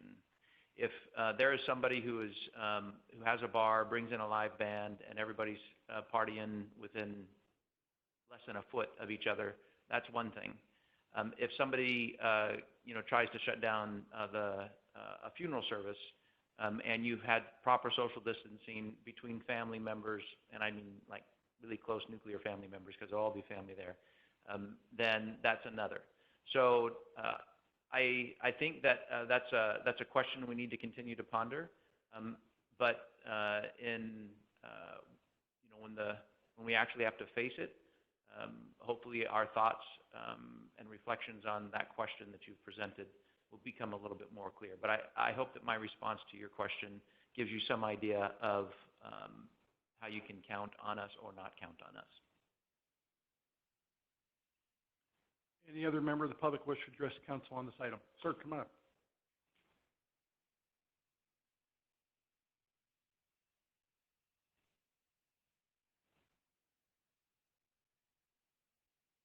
Oh, my name is Matt Block. I'm an elder in a local church, and lots of what I'd like to say has already been said by some of the other Christian leaders who are here. But one of the questions was asked, how are things going? There are a group of pastors. What's the scuttlebutt? What's the general feeling? And there is some tension going on, and there's a discussion going on, and I kind of want to share that with you just so you know really what's happening. So the idea of defining what's essential, right? We Christians have a standard in Scripture of defining what's right and wrong, and we know where to go to find our definitions. But when it comes to figuring out what's essential and what's not essential, we kind of don't like having other people do that for us. As one of the brothers mentioned, church services where the Word of God is being preached to the nourishment of souls. If that's not essential, then what is? And again, everyone's going to want to come up here and plead for why their business or their establishment is essential. And what I want to share the same idea with you, but I want to put it to you in maybe a little bit of a different light, because the discussion that's going on is not so much that we want to come and plead that you would please let us congregate and worship the living God because we think it's essential, and we sure would like you to think it's essential. The discussion is how to balance between honoring the civil magistrate, and we do want to bend over backward to do that. But there is a line where if we're asked not to do something that Scripture tells us to do, then there's where we're no longer asking for permission to meet locally. If we're convinced, and it's getting to the place where we are, and again, I don't speak for everyone. I'm one single Christian. There's lots of different opinions out there, but once it comes to the point where we understand what God has called us to do, then it doesn't matter if the city police or the county police or the state police come. We're ready to do that. And so it was mentioned earlier about, well, if this happens, who's going to enforce this law or whatever, and you may have to face the wrath of the governor. And I just have to say that when it comes to those who are in authority, given authority by God,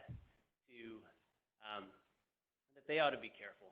They ought to be careful how they legislate and recognize that the wrath of Governor Newsom is a joke compared to the wrath of God. So anyway, those are my statements, and I'll stay here if anyone has any questions, and then I'll sit down. Thank you very much, Matt. Well said. Thank you. Any other member of the public? Ma'am, you point up. Sir, you'll be next.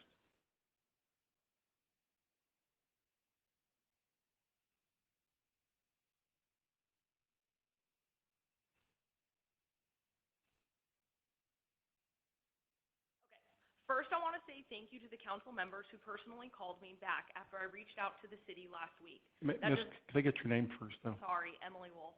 Thank you, Emily. So that does not go unnoticed. And the fact that you took the time to speak to me is one of the reasons why the city of Clovis is one of the best cities in the state. For those who I did not speak to, I am here to speak to you now. I work a minimum of 2 jobs to be able to live in Clovis, and I'm happy to do so. I am a teacher at Clovis High School, and I waitress at night, averaging 4 shifts a week. I am a product of Clovis, and I believe in Clovis, and I wouldn't move anywhere else. I have already lost about $2,400 since the closures. I have lost the following sources of income. as a College Board reader hired by ETS, my summer school through CUSD, 6 Saturday schools, Tahoe Joe's, my waitressing job, and stipends through Clovis Unified. While $2,400 might not seem like a lot to some of you, for me, as a single woman living in this town, it makes a difference. I am expecting to lose upwards of $10,000 if this continues through August. I urge the council members to reach out to Fresno County, the governor, whoever needs to be contacted to lift these closures. Represent us by actively pushing for the county and state to do more for our city. It's not enough to say Clovis won't fine or enforce the governor's orders. Please stand up and actively speak out for what our city needs, and that is to start reacting to the data in a reasonable way. We all want to protect our most vulnerable, but let's look at the data. Fresno County has about 1 million residents, and as of today, we've had 8 deaths. 1 death is too much, but the unintended consequences are going to start hurting thousands of residents, me included, in a way that cannot be remedied. If we need to close, let's do it. But to have some places open which seem to only be the big box retailers while mom and pop shops are closed and unable to provide the same services is just not fair in Clovis. It's the middle class that drives this city. It's the middle class that cares for the most vulnerable. Thank you for allowing me to speak, and please take my words into account tonight and moving forward when you make decisions. Thank you, Emily.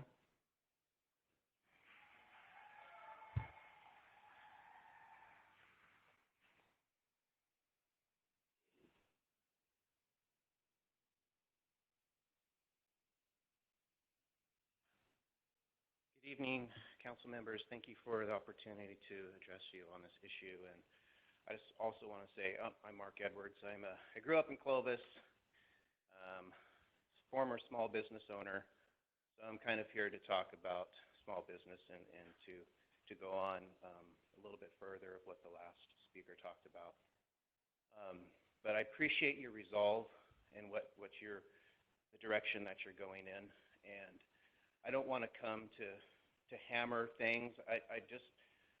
My goal is to strengthen you in your resolve about what you're doing, because I think none of this is really appropriate. There's an old story, some might call it a proverb, of the emperor's new clothes. And if you're familiar with the story, at some point, the emperor is forced to recognize, because of his pride, he thought he had the best clothiers in the empire. And basically, they had him parading around naked. Someone finally had the resolve to tell him, you're naked. I think we've come to that point with this. The emperor is naked, and we all need to acknowledge it. So I want to talk about this executive order briefly. And the code section, I am an attorney too. The governor says, pursuant to the authority under Health and Safety Code 120125, etc. I'm not going to cite all the code sections.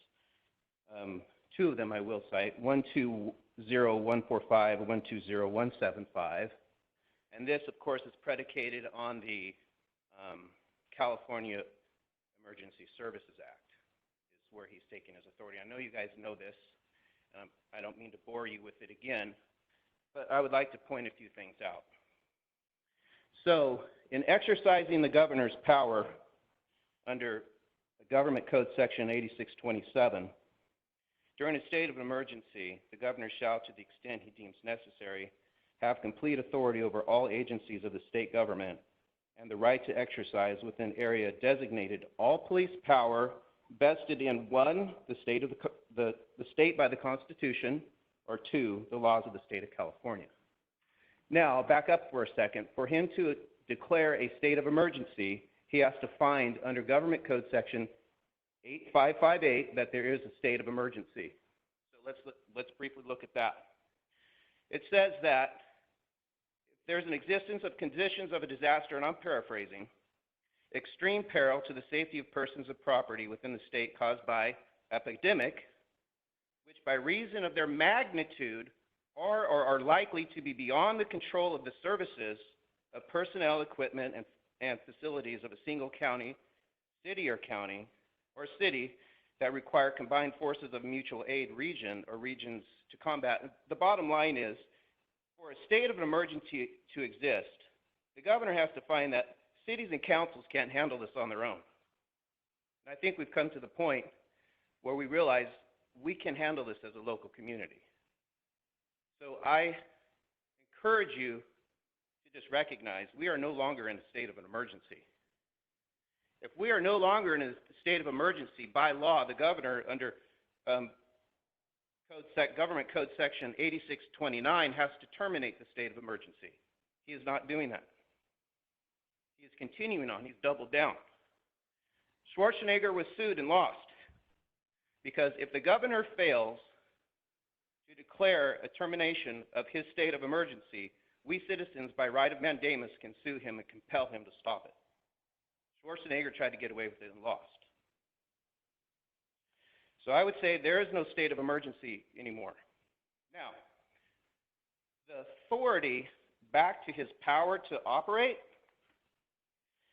under 8627 of the government code, it says he can institute laws powered and divested of the Constitution. There's nothing in the Constitution of the state of California that gives the governor the authority to tell us all to stay home when we're well. Number two, under the laws of the state of California. So it's interesting that in the executive order, he cites Health and Safety Code Section 120145 and 120175. Both of those are dealing with the quarantine powers of our health and safety officer of the state of California. I'm going to just briefly summarize those. It's actually pretty shocking. So, the penultimate authority of the governor to tell us to stay at home, I think, would be found under Health and Safety Code Section 120145, authority to quarantine, which reads, the department may quarantine, isolate, inspect, and disinfect persons, animals, houses, rooms, other property, places, cities, or localities, whenever in its judgment the action is necessary to protect or preserve the public health. The courts had to grapple with what that meant.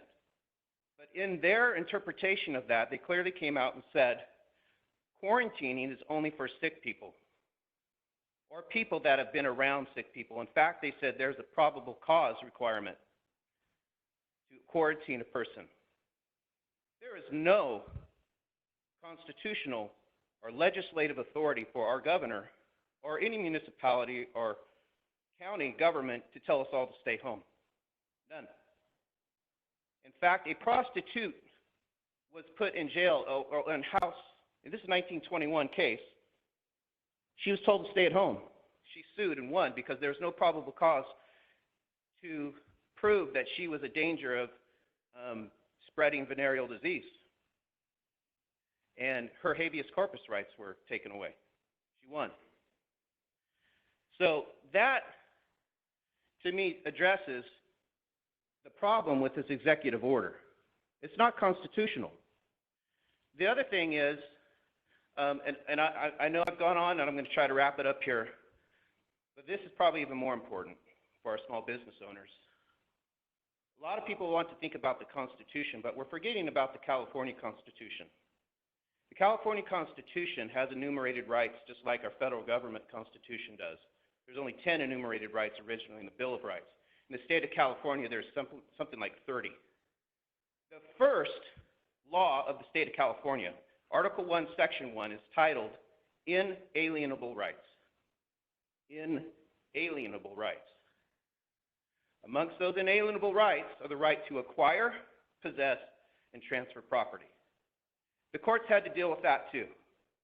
And I can cite you cases, but I have the cases right in front of me. The bottom line is the court said vocation, calling, and occupation are property. Think about it. What good is it to have the right to acquire, possess, or transfer property if you don't have the means to get the property in the first place? So the courts easily recognized living, or the inalienable right of work, is tied up in Article 1, Section 1 of our Constitution. Now, when we have an inalienable right, or a fundamental right, the government can regulate it. There's no question about that. Even freedom of speech or religion. And I don't think anybody here would argue that there is some right for the government to regulate even fundamental rights.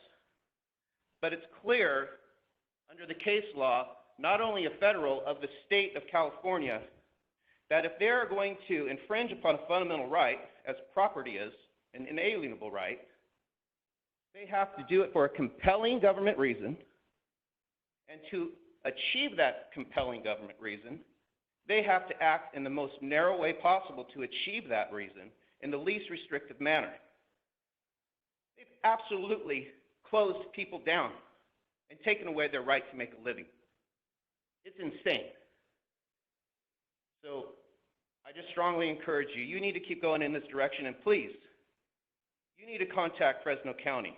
You need to contact Margaret Mims. We need to come to our senses in this country. The right to work is an inalienable right from God. In fact, Genesis records that before the fall of sin, work was given to man as a gift. He was to keep the garden. It was only after sin that work became cursed and became more difficult, but work itself was not a curse. It was a gift from God. In fact, our Constitution, state Constitution, recognizes it as an inalienable right. And I'll close with that. If you have any questions, I'd be glad to answer them. Thank you, sir. Very eloquent. Any? Thank you, sir. Ma'am, if you'd like to come up. Is there anybody else who wants to speak on this? You'll be next, ma'am. Hi, my name is Alicia Weiscarver, and I'm a teacher and resident of Clovis. I also work a second job as a server at night. I reached out via email about this topic and appreciate the 3 council members who responded back to me. I understand that the city is in a tough spot since there are legal issues which include state law superseding city laws. However, I'm asking you to please not extend the shelter in place, and please do not enforce the statewide shelter in place. These rules are arbitrary and unfair to small businesses and churches. Walmart isn't selling only essentials. They sell home furniture, furnishings, and clothing, exactly like Revival 23 in Old Town Clovis, but Revival is closed. If people are concerned about their health, without a shelter in place, they can choose to stay home, but I want a choice as well. I want to be able to go to the park that my taxpayer dollars help to build and maintain. It is telling that as the vast majority of the public, city employees, and city council members walked in tonight, most had no masks on. I am not guaranteed to get COVID-19, and I am not guaranteed to die if I do get COVID-19, but I am guaranteed to not be able to pay my house payment if I can't go back to work. I'd ask that you approve the resolution presented tonight and even go one step further. To me, it seems like the city council is passing the buck to the county so that they don't have to make a controversial decision. The governor is backing off because of political pressure, and I ask that you add to that pressure. I appreciate that all council members tonight do want what's best for Clovis, no matter what side of this particular topic you are on. Thank you. Thank you, Alicia. Sir, in the corner. And ma'am, you'll be next.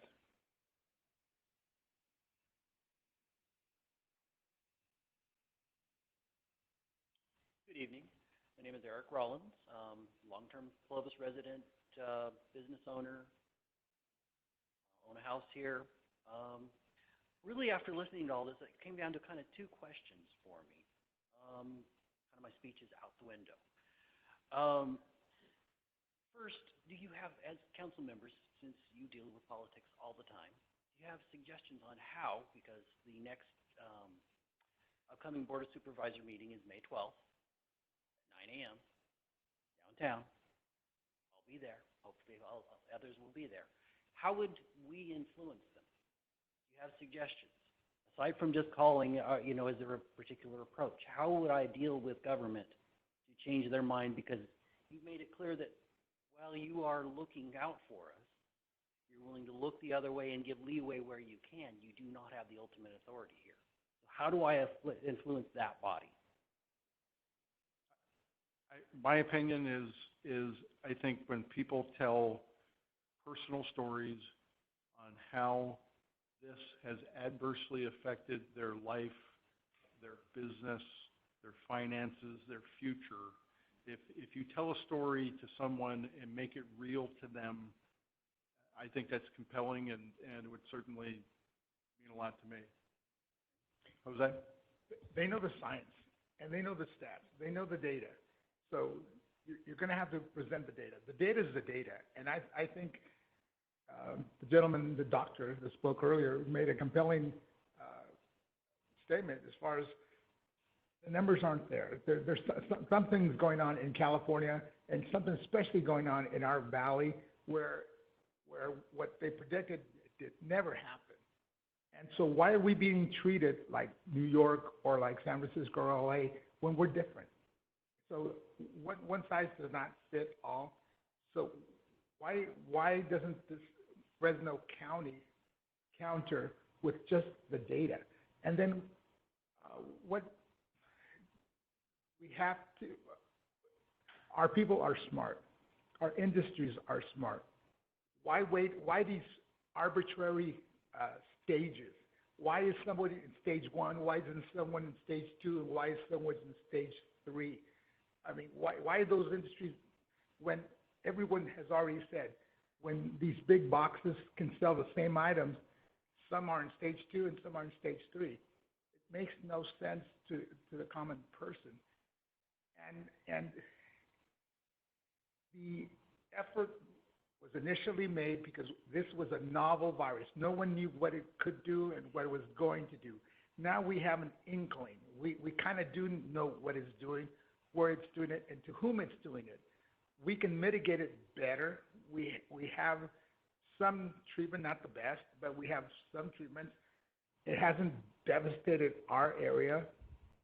So we got to convince them with the facts, how it's devastating our economy, and how to treat everybody like other areas. It's just not practical, that there's other mitigating or there's other mitigations that can happen, and they're just not doing it, not the county and not the state. They got to treat us differently by regions, and no one's doing that. Sir, you had a second question also. I did have a second question. Is the council, and it's 5 individual people, are you willing to interact with the county and give a resolution as to where you stand? Do you have influence, and are you willing to use it with the county? I spoke to one of the supervisors this morning. In the last week, I've spoken with the mayor of Merced, the mayor of Madera, a council member, a board of supervisor in Kings County. So we are, I know that we're all, we want to be part of the solution. And thank you. Thanks, sir. Ma'am? Is there anybody on deck who wants to talk?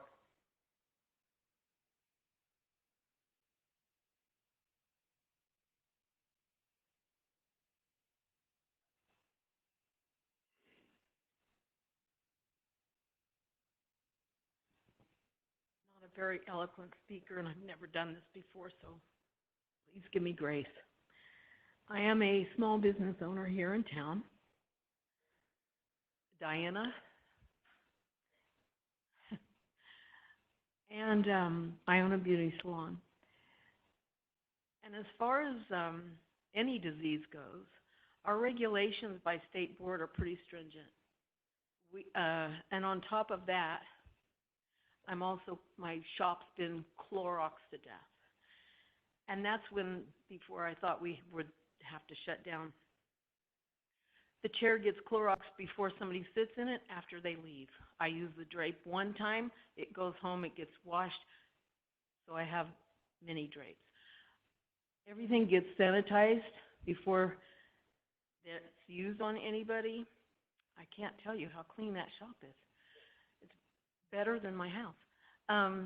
But on top of our already sanitation rules and guidelines that we have to follow, I am using Clorox. I would use a mask if that was asked. I don't mind. I would do that. But it's really a business that we have tried to keep going and have been successful at for over 20 years, and it's empty. And all I'm asking is that keep fighting for us. We're not doing anything wrong. I have cancer patients who call me. They want to come in. I have to tell them no, but they're not afraid because they know I will take care of them because I care about them. We're bartenders behind the chair is what we are. We hear it all, and we listen to it all, and we try to give advice, or sometimes just a good listen is all they want, some attention. But they feel better going out than when they came in. I will never be considered non-essential in my own opinion, because God doesn't make non-essential people. He just doesn't create that way. I just want to thank you for listening to me, and I'm just asking you, fight for us. Thank you, Diana. Well said. Jared, I'm sorry, I forgot who's next. Sir, yes.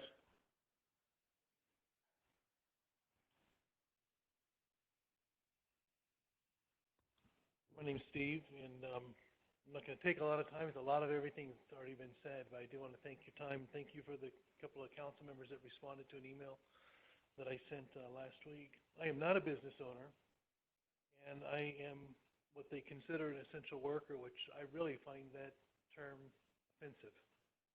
And I just came here tonight because I have a heart for all the other business owners that are out there that are not able to work. And a lot of times the people that I see that are telling others to stay home still are people that have an income. And I have been at a place in my life before where I have almost lost my home several times. And I know that there are people out there tonight that are not just, maybe not here for this meeting, but they're wondering how will they make the payment that was due just a few days ago for the first, or maybe last month or next month.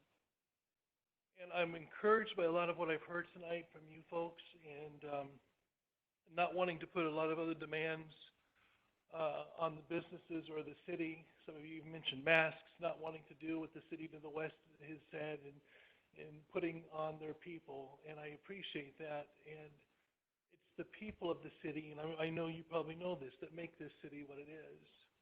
And we're thankful for your guidance and for your direction. But I just want to really encourage you to stand up for the people and for these businesses and allow them to open. I know you're saying that you can only do so much, but if you have to side on anything, side on those people that are wondering how they're going to take care of their kids, or how they're going to make their payments, or how they're going to even stay afloat. Because there's a lot of people out there tonight that are hurting. And I want to encourage you to continue to help those people. And so far, I think you would probably agree that this city has been very cooperative. The people have been very cooperative what they've been asked to do. And I'm asking you tonight, as a city, don't be oppressive on those people that have so far cooperated and wanted to do what they could do to help. That's all I have to say. Thank you. Thanks, sir. Any other member of the public wish to address the council on this item? Ma'am.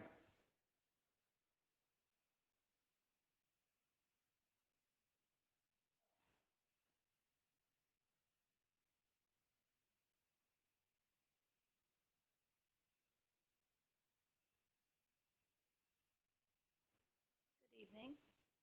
I was not going to talk, but I got talked into it.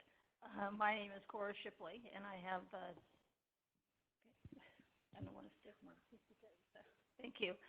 I also am president of BOOT, the Downtown Association. I'm really not talking for BOOT because I have not talked to all of the membership, but I am blessed to have Scoops Ice Cream Store, and it has been open the whole time. And I bet 90% of the members have came through that in this last 6 weeks.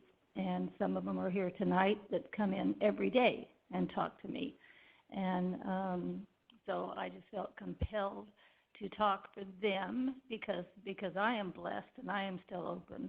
And I did cut my staff in half, but fortunately the ones that I cut were eligible for unemployment. The rest of them that I have working are making their car payments and doing the essential things that they need to do.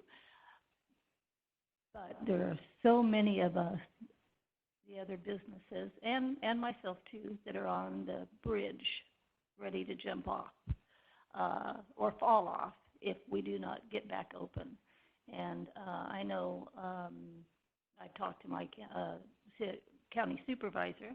He's been very supportive of it, and he's also said that you have to ask the county to open up and or tell them what you have planned. But everybody that has came into the store has a plan already.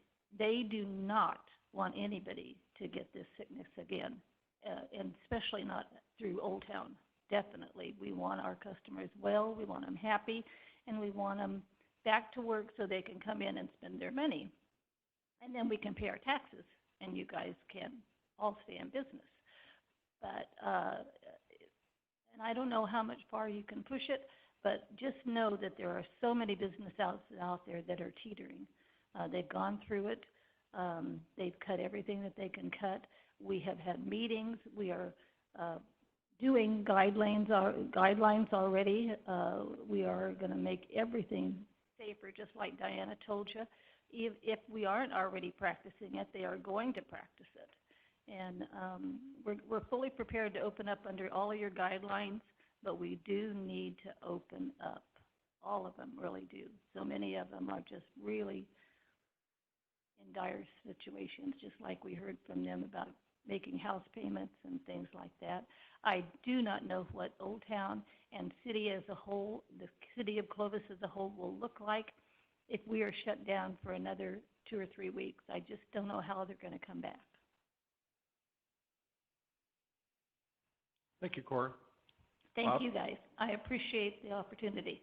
Cora, while I have Yes, you Bob. up here, so can you tell us a little bit about the farmers market plans? Yes, the farmers market plan is going to open on Friday. We are going to have farmers only. We have 27 coming back, a lot of great cherries and berries and our regular farmers. We're going to go from 4th to 5th. They're going to be staggered on each side of the street. There will not be any other food vendors, nothing except the farmers. The farmers will all wear masks. They will all have their own gloves and bags. We will not allow any of the personal bags coming in. There will be one family or one buyer at each market stand only at a time, and the rest of them will patiently wait in a line. They did it all for, we've been open 2 Saturday mornings. They've done the exact same thing. They've lined up, and as one farmer becomes open, they go to that farmer, buy what they want to, they go to the next one, whoever is open. It's been very organized. It's been very clean. We have hand sanitizers for people. We have water, hand washing stations for people, for customers, and the farmers all have their own.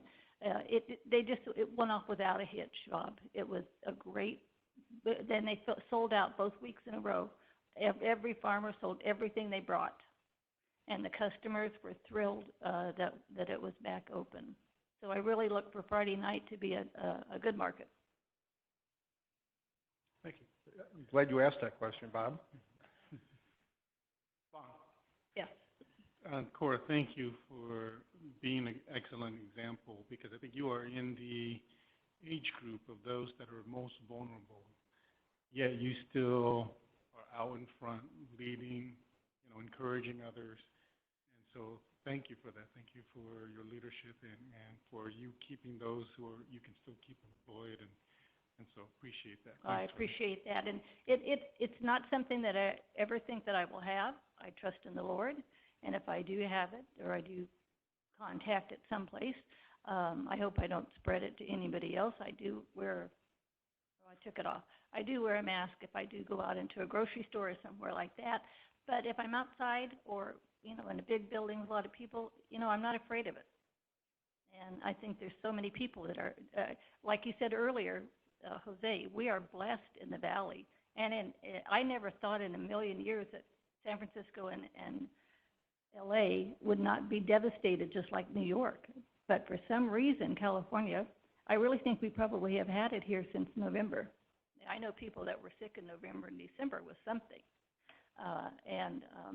So I think maybe we just got ahead of it, and it just did not decimate us like it has other people. So anyway, thank you for that, but I'm out there. Thank you, Cora. You're welcome. Thank you, guys. Any other member of the public wish to address council on this item? Anybody outside? Yes, sir.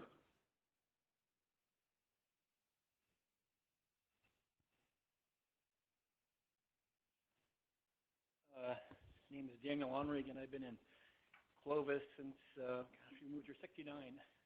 My parents came from Europe when they're in their 20s, and they just thought they'd come to America to see if they could get a job and work and change their life because life was so restricted where the country they came from. And they came and they had jobs, got careers, earned doctorates, were able to pursue this incredible life, and they came here to work, and they were. As a citizen of Clovis, I'm just troubled with the friends and family I see. I just want to give you a personal testimony. I see the pain and hurting to my fellow citizens that it's just not, we should be doing to each other. We should be supporting each other. All my friends who can't work, they deserve to work just as much as I do. I'm in a profession where I'm still working, but you know, my heart breaks every night, and my prayers and my tears that their lives are being just destroyed. That this needs to look at each individual, and we need to strengthen the fortitude that, you know, I brought my parents here to take a chance, see if they could come to America and make a life for themselves, and they did. We need to get people back to work. We need to. There's just no you know, there's so much good going on that we can do to protect people, but we really need to get people back to work. I can't see my friends holding out 3 or 4 more weeks, 3 or 4 months. I appeal to you. They're not going to last that long. They're going to lose everything. They're going to be gone. I'm troubled by that as a citizen of this country that all my friends want to do is work. They want to be productive. My parents came to this country because they thought they could have a better life. And they did. They didn't speak English. First word was donut. They eat donuts. They don't eat donuts anymore. But the point is you know, that touched me when I was talking to my parents about that. You know, they just came here to work. And that's all we want. And I would just praying for you, encourage you all to look at how to get us back to work. Look at how to make us whole. Because I know I am as any other person who needs to work. Need this ability to do that, and so you know, remember that when you think about this, you deliberated. You can talk to anybody, or you know, move this up. You know, you're our representatives. I'm coming to you with a plea for. I'm seeing the suffering. I'm seeing that this is not gonna. I can't see if this doesn't change in 3 or 4 weeks. The destruction to so many people I know. You know, it just terrifies me, and I'd like to be able to go back to church and worship. You know, it's important to the community here that we're able to fellowship and worship together. So I implore you, whatever you can do to get people back to work, strengthen yourselves up, and just whoever you got to talk to, I would implore you, just as my parents came here to work and this country was so great to them, it's been good to us. I'm sure it's all been good to you, but at this point in life, my friends really do need to work. I can't see the stress under my friends' lives going another 3 or 4 weeks. I would encourage you, if there's anything we could do on your part to foster that, please do. Thank you. Thanks, sir. Any other member of the public wish to address council? Barry.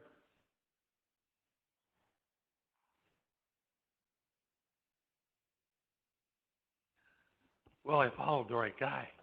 I'm Larry Baumeister. I own the Old Town Saloon. I've been there almost 25 years. I bought a little bitty bar, expanded twice, and given it everything I got. And everything I got's in it. And I'm just sitting here watching it go down the drain. I'm not giving any guidelines. I'm not giving any dates.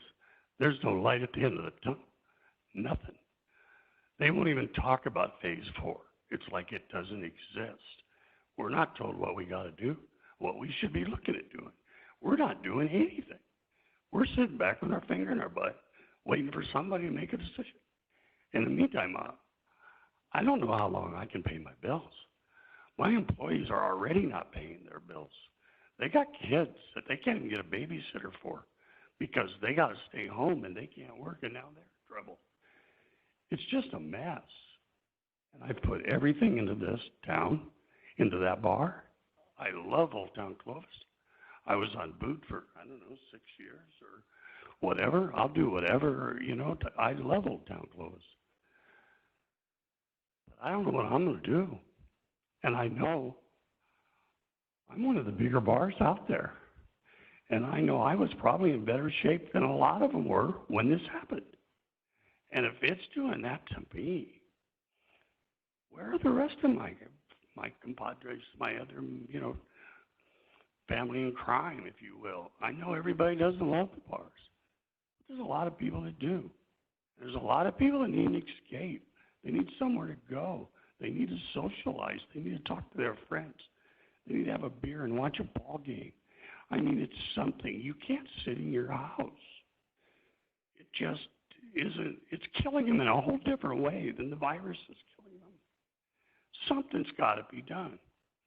And something has to get to phase 4 somewhere, because we can't sit here and do nothing.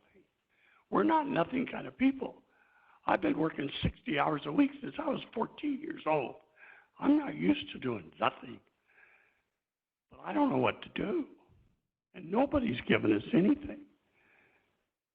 Like we're just supposed to wait and hope that we're still in existence when the time comes. I don't know what that time is. If it's next year, I got to go over there and put a for sale sign on the bar because I won't be here. I can't wait till December. I can't wait till next March. I can't. And I'll bet you if you run the survey, they can't either. And I don't know. And I have a different opinion, I'm sure. But I can't imagine Old Town Clovis without bars. What would rodeo be like? What would be Hadley be like? Give me a break. Sure, some of the guys get out of hand and they're rowdy, but a lot of people have a ball. And I know I've seen some of you in the bars having fun yourselves. I have customers that they've met their wives and their husbands there, and they bring their kids. I'm working 3rd generation now. I got parents bringing their kids in going, this is where I want my kids to go because I know they won't get in too much trouble. It's just a spiral. We need a light at the end of the tunnel, and we need to know what's going to happen to us. Because right now, I know we're all just confused as hell. And it feels like it's just running down the drain. That's all I got, guys. Thank you, Larry. We definitely feel your pain. Thank you. Larry, Thank you very much. Larry, I've got a question for you.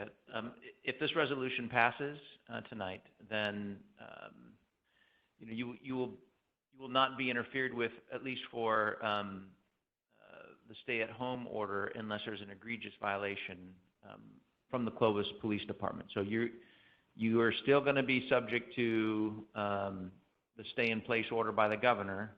The enforcement is not necessarily going to be coming from the city of Clovis because the primary responsibility is with the state of California and with the county. Frankly, it's your pub that gives me some of the greatest concern as we, as a council, move in this direction.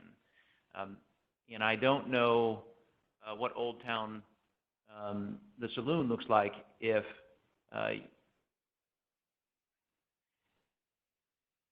you don't make sure that you put some social distancing in place at your shop.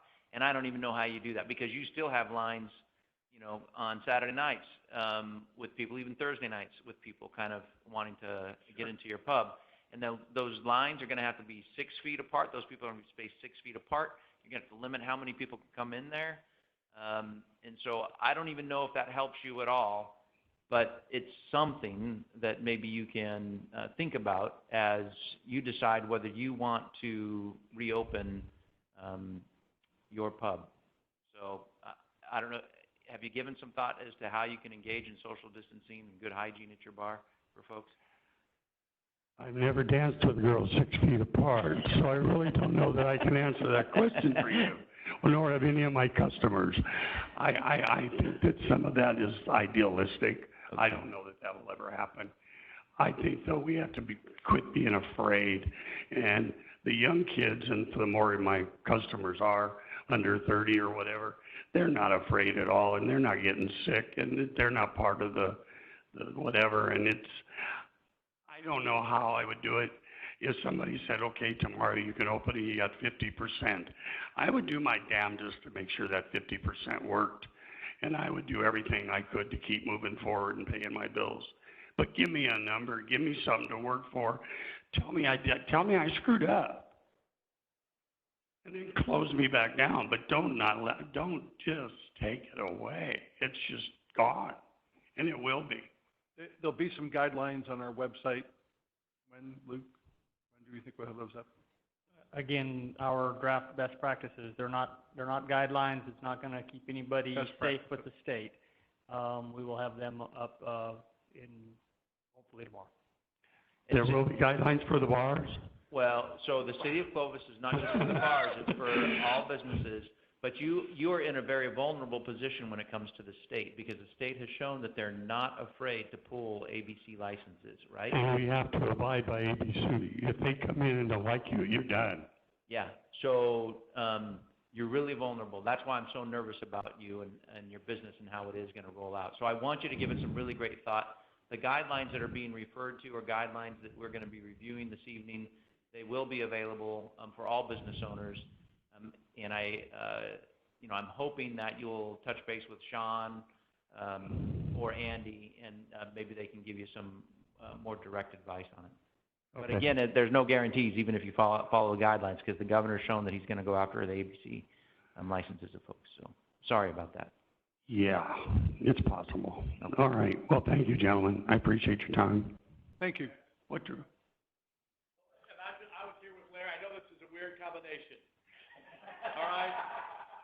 Larry goes to our church. All right? He's in a Bible study with me on Wednesday night. So Tim, maybe if we get a pastor and a bartender and attorney together, we'll figure out how to get him compliant. All right? Sounds like a joke. Well, no, but it's true.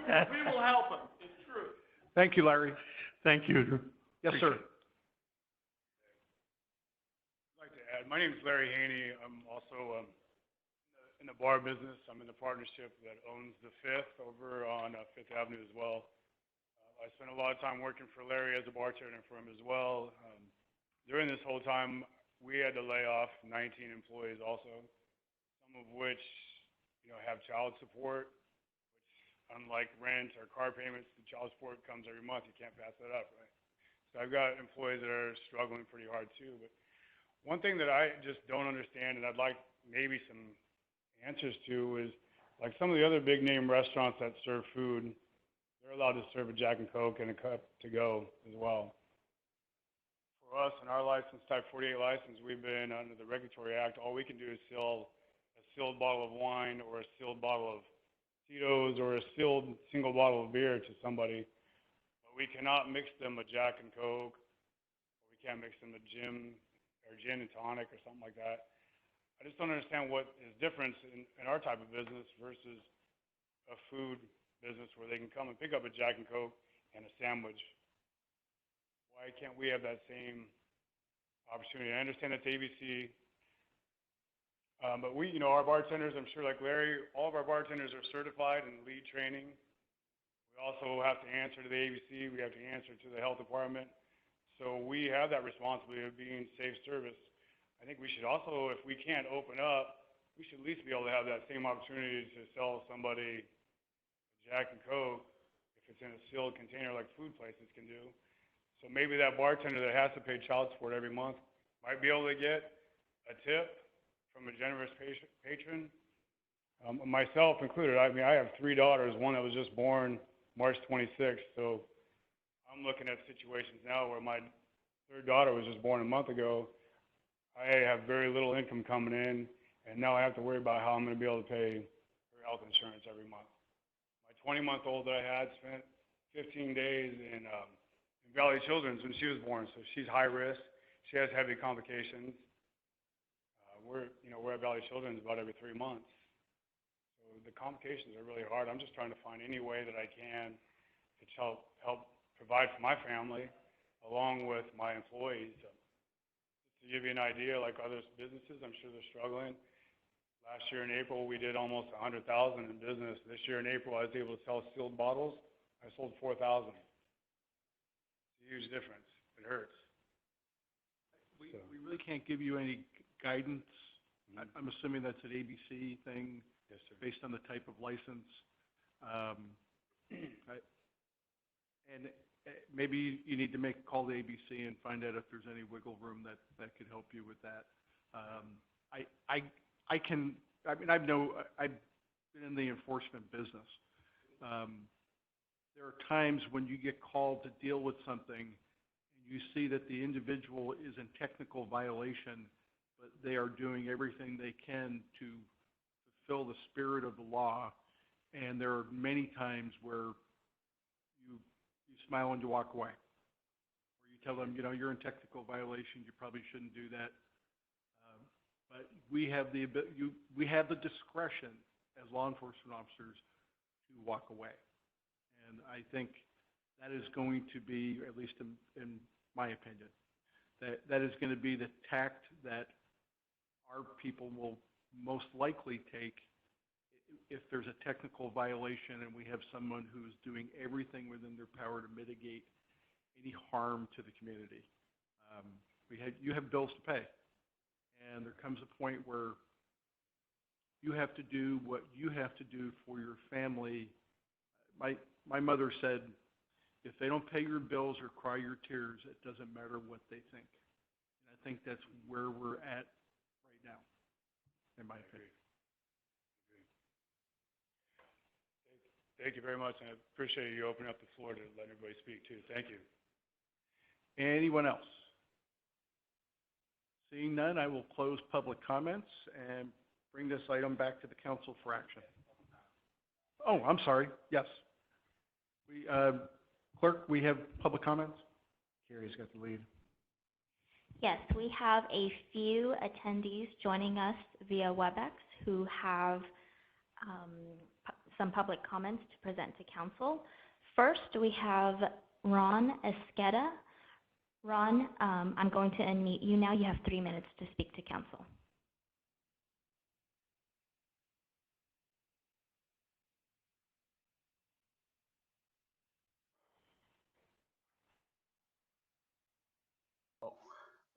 Hello? Ron, we can hear you. Okay. I just want to begin by saying thank you to the council and the mayor and everybody that spoke tonight. And may God always be with you in the decisions in running our applaudable, runnable city here in Clovis. I'm just an individual who grew up here, who's in my 30s now, and I heard everything that everybody said, and a lot of things was coming to me. And I just wanted to speak on the behalf of everybody else and just, throw out a few things that came to me and ask the question. I think you guys have answered already. But essential basically says, by definition, as an adjective, is absolutely necessary, extremely important. And as a noun, it's a thing that is absolutely necessary.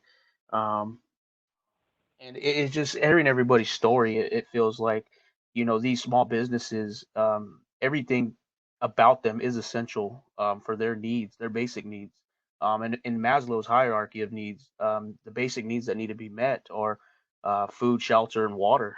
And I feel like these small businesses and everybody that's spoken from their stance that work for a small business or who own a small business, these are all essential things. And in that word essential, you have the word essence.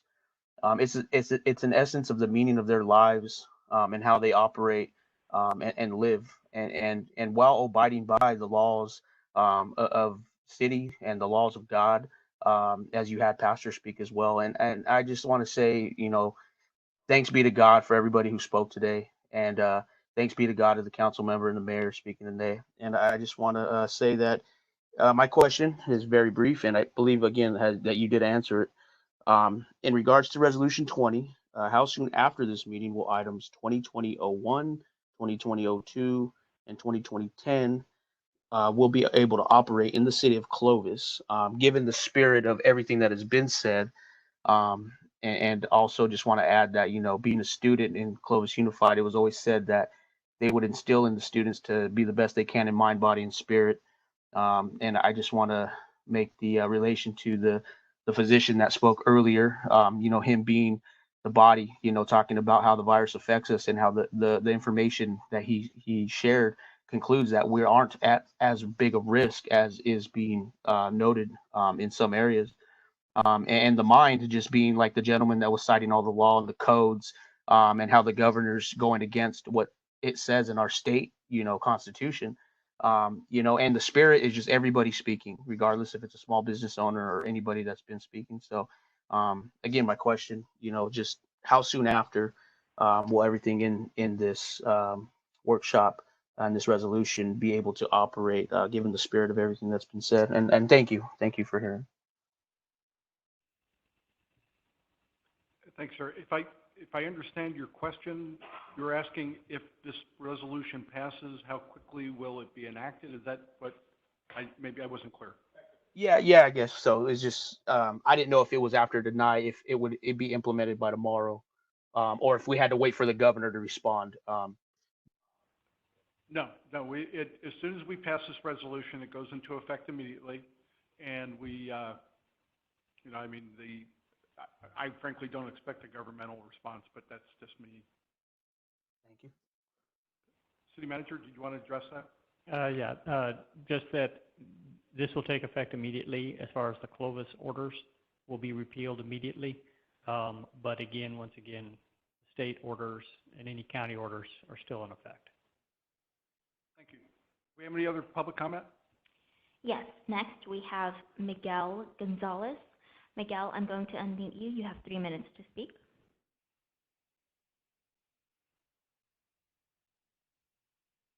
Thank you, Mayor, and members of the council, and thanks everybody. I don't know if you guys can hear me. But just wanted to branch off the question of the previous gentleman. If this workshop were to be passed, do we have a time span for this to be passed? If so, what would that be?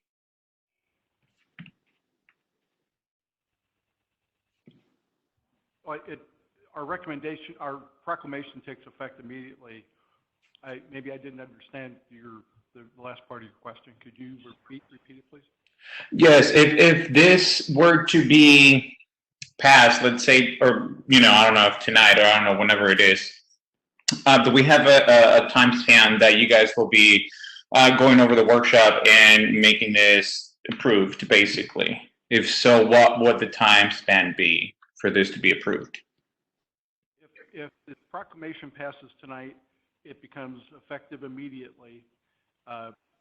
Obviously, it does not affect the state's orders. Those are still in effect. We can't legislate those. But what this proclamation does is it takes us out of the legislative business in regards to the emergency orders and puts it all back on the state, and it also places the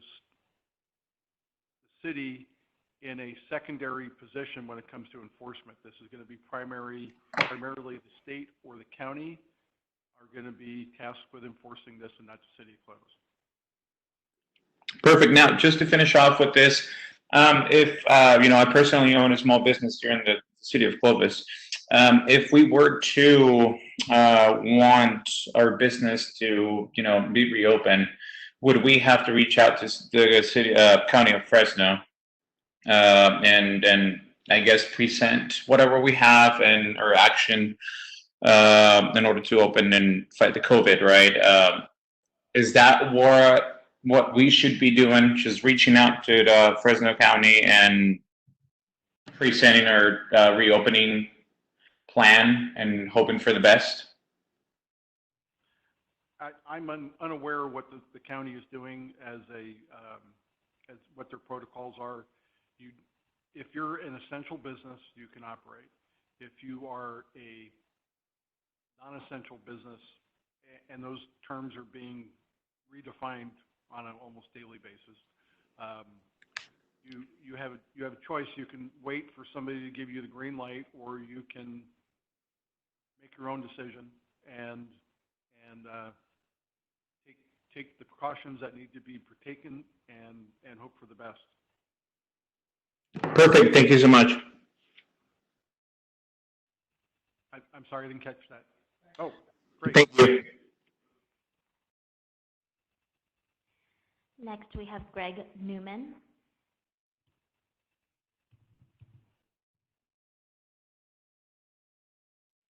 You're muted. You have 3 minutes. Okay. Good evening, Mayor, council members. Thank you for putting together this forum for our community. I'm Greg Newman. I'm the CEO of the Clovis Chamber of Commerce, and we strongly support, the passing of this resolution. I think there has been a fair amount of confusion of essential, non-essential. We discussed that at length this evening. Our neighbors to the west, with some of their resolutions and whatnot have caused a little bit of confusion also. So I think cleaning this up with this resolution will really help our community in understanding where Clovis is in relation to the county and the state. So I think it is a positive direction to go ahead and pass this. And then also in the subsequent B and C of what we're doing tonight, the next the letter and whatnot, we strongly encourage the city council and the city of Clovis to take a very strong position with the state of California and the county, to reopen our economy. There's no reason that our businesses should not be able to open responsibly with mitigation measures that will protect their employees and their customers. The measures to curb the COVID-19 have been very effective. For some, we've been reading that we've flattened the curve and all that stuff, but the economic impact, however, continues to spread, and it's been devastating, to our businesses, their employees, our customers.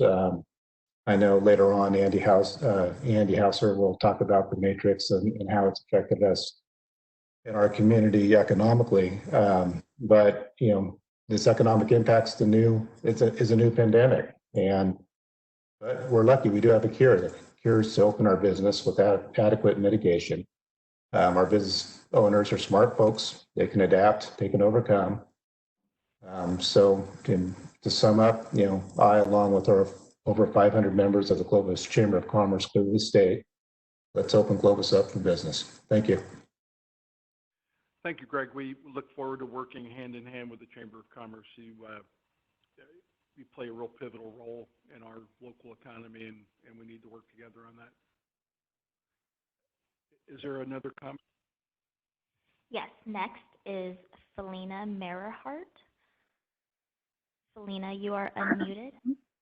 Hi, I was hoping everybody can hear me okay? Yes. Can you hear me? Okay, great. Thank you for letting me speak. I will be very brief. My husband and I have 2 companies that are doing business in Clovis. We'll be moving one of our companies to Clovis next month once our building is completed. Our second company is a restaurant, and right now, just to let everybody know, the takeout and to-go orders, they are not paying our expenses right now. So it was great the first week that we were in business. We thought we could, get through this with the takeout orders, but it's every week the sales are lower and lower and lower. And now we're at a point where, since we don't know what our open date for dine-in services will be, we're probably going to have to just shut that down. And that's really sad because we're going to have to lay off the rest of our crew, or basically furlough them until we can have a date for them to come back. I mean, we're doing everything we can for our employees, but realistically, we can't lose our business in the meantime, because if this happens again, then we have to make sure that we can stand or last through this again, which we don't know what's going to happen. So I think that we need to all reach out to our representatives in our area, the Fresno County Board of Supervisors, everybody who is in our area to represent us, and just continue to tell them our stories and let them know what our position is so we can get back to work. Thank you, Selena. Next, we have Josh Fulfer. Josh, you are unmuted. Yeah, hi. Thank you. I'd like to thank the city council and the mayor for doing this. I just want to say, the last 6 to 8 weeks, I have seen things. I was born and raised in the city of Clovis. I have seen things that I never thought imaginable between my neighbors who are now sitting at home all day for the first time in their life at 40 years old are no longer going to have car insurance this week, all because small businesses are shut down. And I do think Clovis will take the right action, and I do believe that Clovis will ensure that these businesses can open up safely, without our PD going in and fining people for being open. I understand there's a state issue there, but as far as Clovis, we need to be open for business, and the economic effects that we are going to see for probably more than 10 years because of this. I mean, there's already businesses that will not come back, is going to be incredible. So I just ask that you vote for this resolution and we allow our community to get back to work. Thank you, and thanks again. Thank you, Josh. Next, we have Crystal Reed. Crystal, you are unmuted. Go ahead. Thank you very much for this time and opportunity to speak with you. I currently own a business. Unfortunately, I am a essential business within the city of Clovis, but I know how hard it is for businesses to not be able to run at full capacity, especially businesses like small stores and things like that. If we can social distance in Walmart and Home Depot, everybody is smart enough to be able to social distance in these small stores. Also, I really think that we elected you to make the decision for our county or for our city. I know we elect our county officials, but you guys are the ones collecting our sales taxes and doing with those sales taxes with our emergency services and such, and running our city with that money. I really feel that you guys can make the right decision and just come up with a plan to open up our city with in mind that people aren't dumb. They're going to be able to figure out if they can't go out, they can't go out. Everybody's tired of their business failing. As far as restaurants go, those are the hardest hit. And I think that if they can social distance in restaurants, I think we should allow them to do so. Servers in restaurants are one of the places that have to be the most clean place in order to have a food license. There's things we can do and they can do to be able to still survive. There's already businesses that have cleared out their shops in Old Town Clovis. You can walk down Old Town Clovis. There's one whole building that every business cleared out of it. The whole building is for lease. This is devastating. Please make the right decision and don't let other entities make the decision for you. We think you need to make the decision for us. That's what we elect you for. Thank you, Crystal.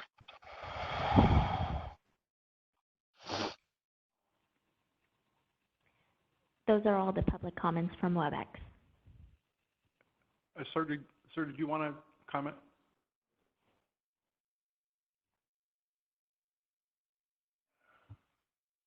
My name is Mark Wall. Good evening, council members and councilwoman. I'm here tonight. I'm the principal owner of Premier Commercial Investments. I own properties throughout Old Town, City of Fresno, Madera. One of the things that concerns me the most is not just the monthly income that our tenants are losing, but the rent debt they're starting to incur month to month to month, where some tenants could be up to $45,000 by June 1st.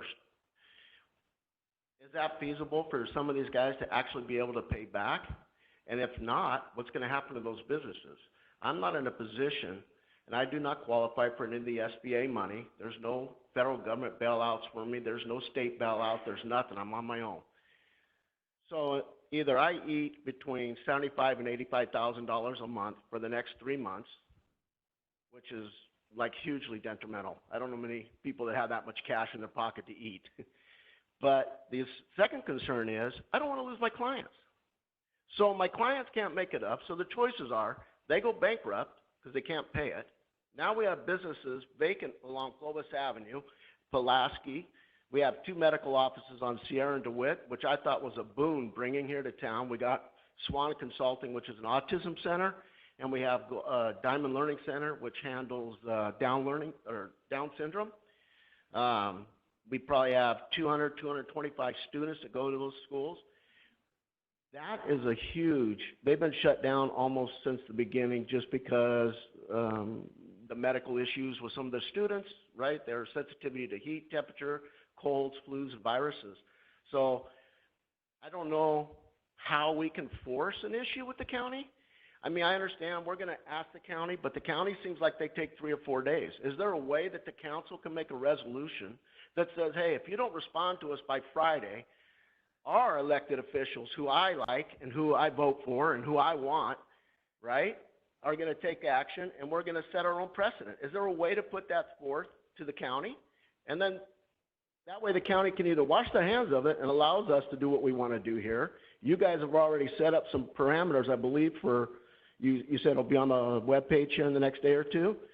You know, what we've done in our medical practices in the last couple of weeks is we've added UV lighting into the air conditioning system. This was brought to us from the medical field. We have parameters set up right now where staff members have been in charge of sanitation, temperature checking in the morning, temperature checking at noon. They're doing everything they can to try to build that back up. Our doctors right now are operating at between 40 and 50%. And yet, after interviewing them last week, they say the hospitals are empty. They can walk around freely. Beds are freed up. They do not know what's going on themselves. So I want to know, is there a way we can force the hand of the county of Fresno? Because I know we have some board members in the county that are probably thinking the same way we all are. You know what I'm saying?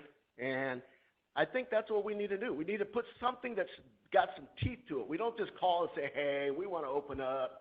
I think you guys have the power to put some teeth to it. We have the votes in this town. We can make them bite, right? We can make them take that letter and act on it. Because if they don't act, then we still are waiting till somebody makes a decision. We need to force them to make a decision. That's all I have to say. Thanks. Thanks, sir. Is there anything left on the web? Okay. Mr. Clerk, we're going to, how are we going to handle the letters that we got regarding this? So I do have several written comments on item number 14. We're only specifically talking about item 14A. I was going to wait until the end of all of them, or I could read these into the record now. Let's do them now. Okay. All right. First one is, and you have a hard copy in front of you. The numbers to the right indicate what page they are on the hard copy. Quick summary of each one of them is going to be Mr. Robert Rossiter.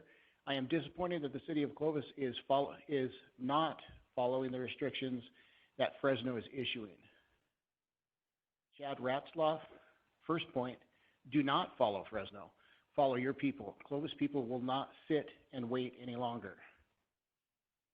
Jamie Swain, I cannot stress enough the mental health effects this shelter in place has had on our kids, youth, and families. Scott Crossfield, if our hospital is not overburdened and does not expect to become so in the future, then please consider pursuing appropriate easing of existing restrictions. Rachel Yodeman raised concerns about item 13B, which is the letter on page 115 of the agenda packet. Clovis was ineligible, there's a statement that Clovis was ineligible for the CARES funding. On April 22nd, the Clovis was granted $440,000. Second is going to be, how does council understand that the goal of the order has been sufficiently met and that lifting it now will reverse the trend. Carrie Lynn Young, I am quite concerned about the Fresno City Mayor's requirements for not opening up businesses in their city, applications, inspections, etc. Need to open things up sooner than later. Linda Reese, I am writing to you today to add my voice to those calling for decisive action to begin reopening Fresno County, our state, the nation, using reasonable social distancing guidelines. Scott Ford, please reopen as much as you can. Take after the other California cities that are reopening and the whole states are reopening. It's our best interest. I ask that all retail stores should be reopened so long as they can abide by social distancing. Robert E. Sharton, I would like the City Council to consider in the letter for the Governor Newsom for reopening the business to include a request to reopen church worship assemblies protected by the U.S. Constitution First Amendment. Joe Gustafson, I would like to know when you and your office plan to let small businesses reopen. Many have been deemed as non-essential, but I think that this is nonsense. Clovis was built and is continued to be built on the backs of small businesses. My main concern is for those in the cosmetology field. Personal grooming is essential. Rose Coughlin, I wish to support the soft reopening of Club Pilates of Clovis. Wanda J. Leone, my husband and I own Fifth Street Antiques. Our small businesses are sinking quickly. We need to be open up now. Jackie Redmond, we need to safely open our businesses now, one way or another, please. Danzig, my wife and I are owners of the Club Pilates. Clovis, let me start that again. My wife and I are the owners of Club Pilates. Clovis, a boutique fitness studio that was scheduled to be open late March. We request they be allowed to reopen with a plan and have in place. Last couple. Melissa Person, I urge the council to do whatever is within their power to allow small businesses in our community to reopen. Claire Diaz, businesses need to open. People who are ill need to stay home. Allison Kemp, if Clovis does not qualify for CARES funding, then what is stopping Clovis from reopening businesses? I think that's it. That's all the comments, Mr. Clerk? Okay. I will close public comments and come back to the board for discussion or action.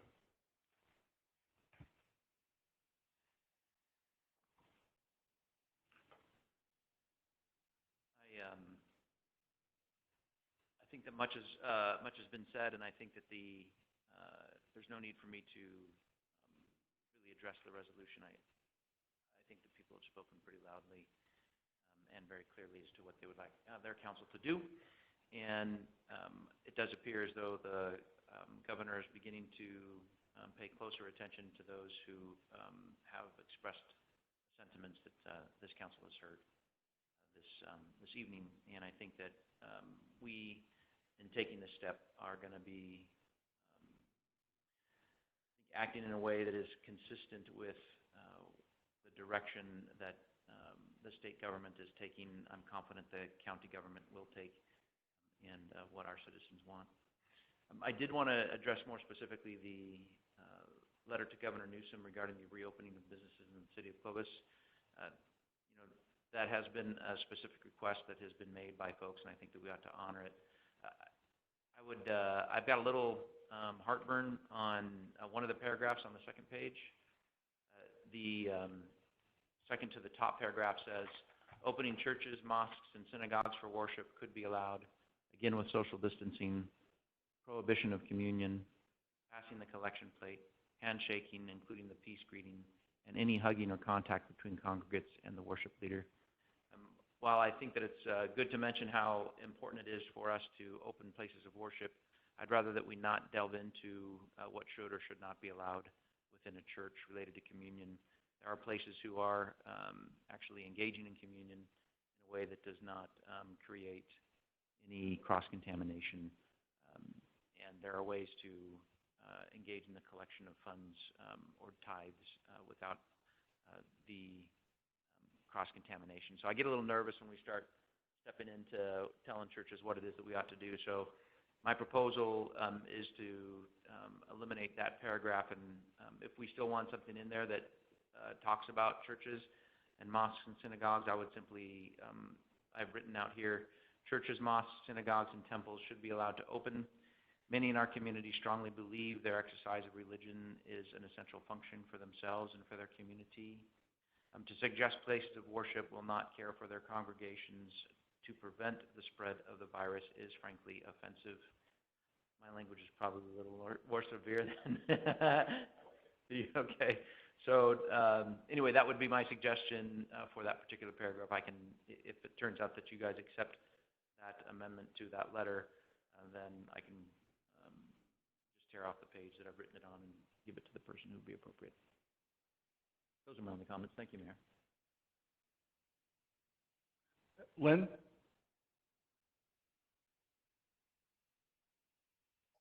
Sorry, couldn't find the mute button.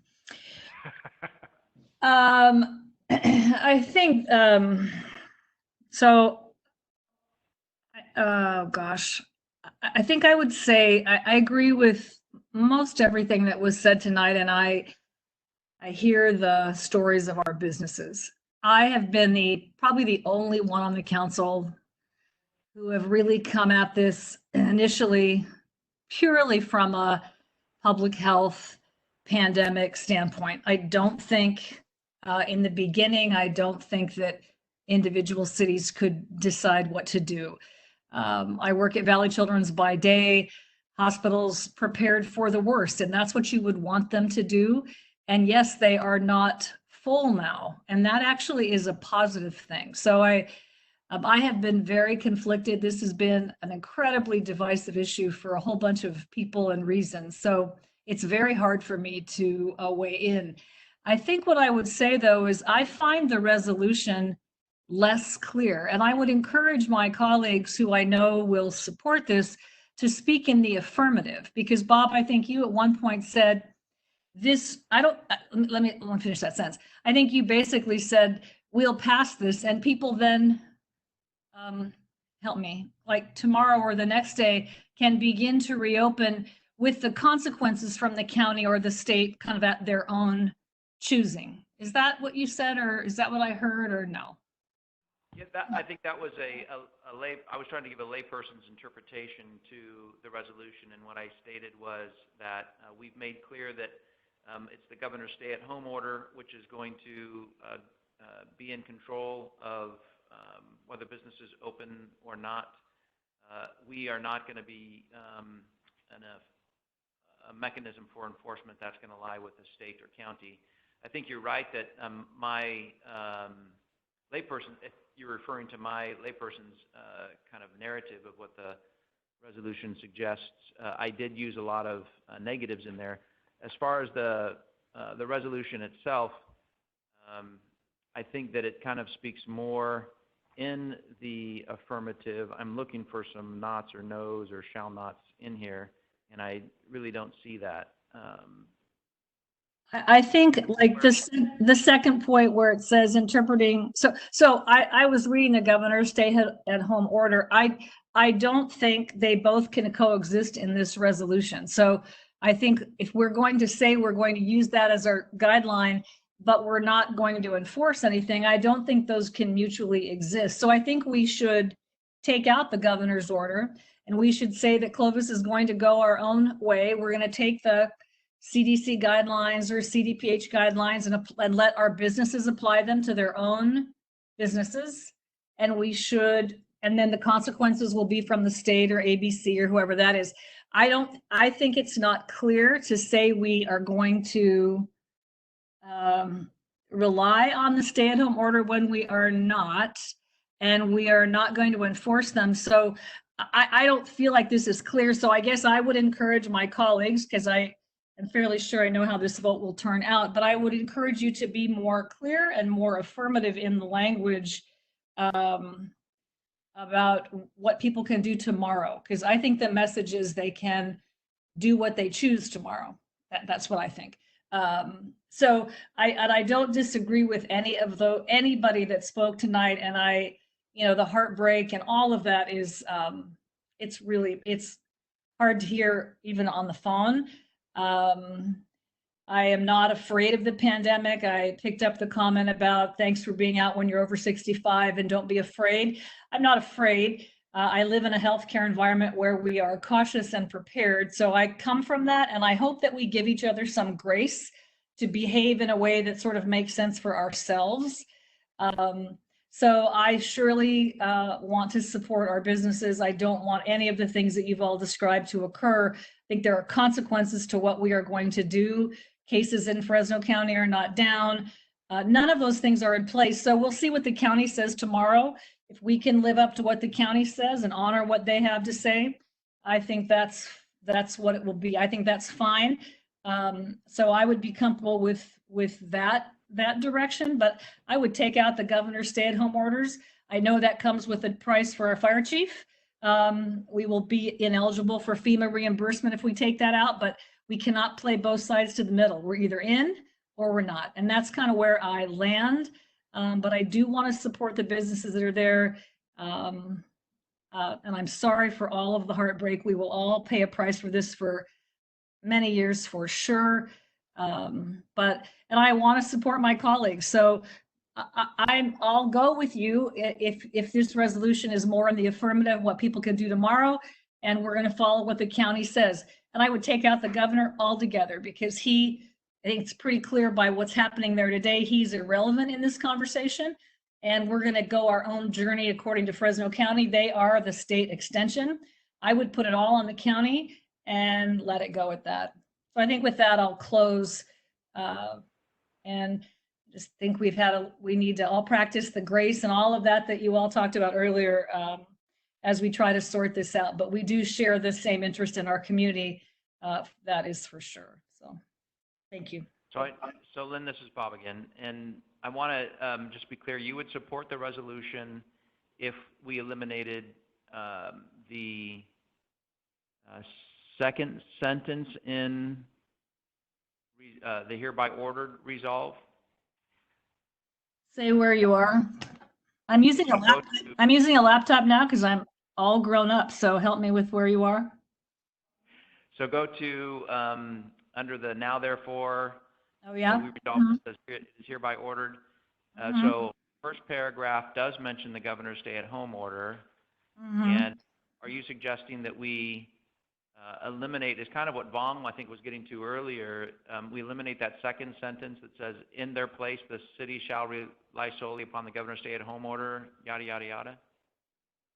Yes, I mean, we are not doing that. So I think it's not right to say we are going to rely on them, because we are making a statement.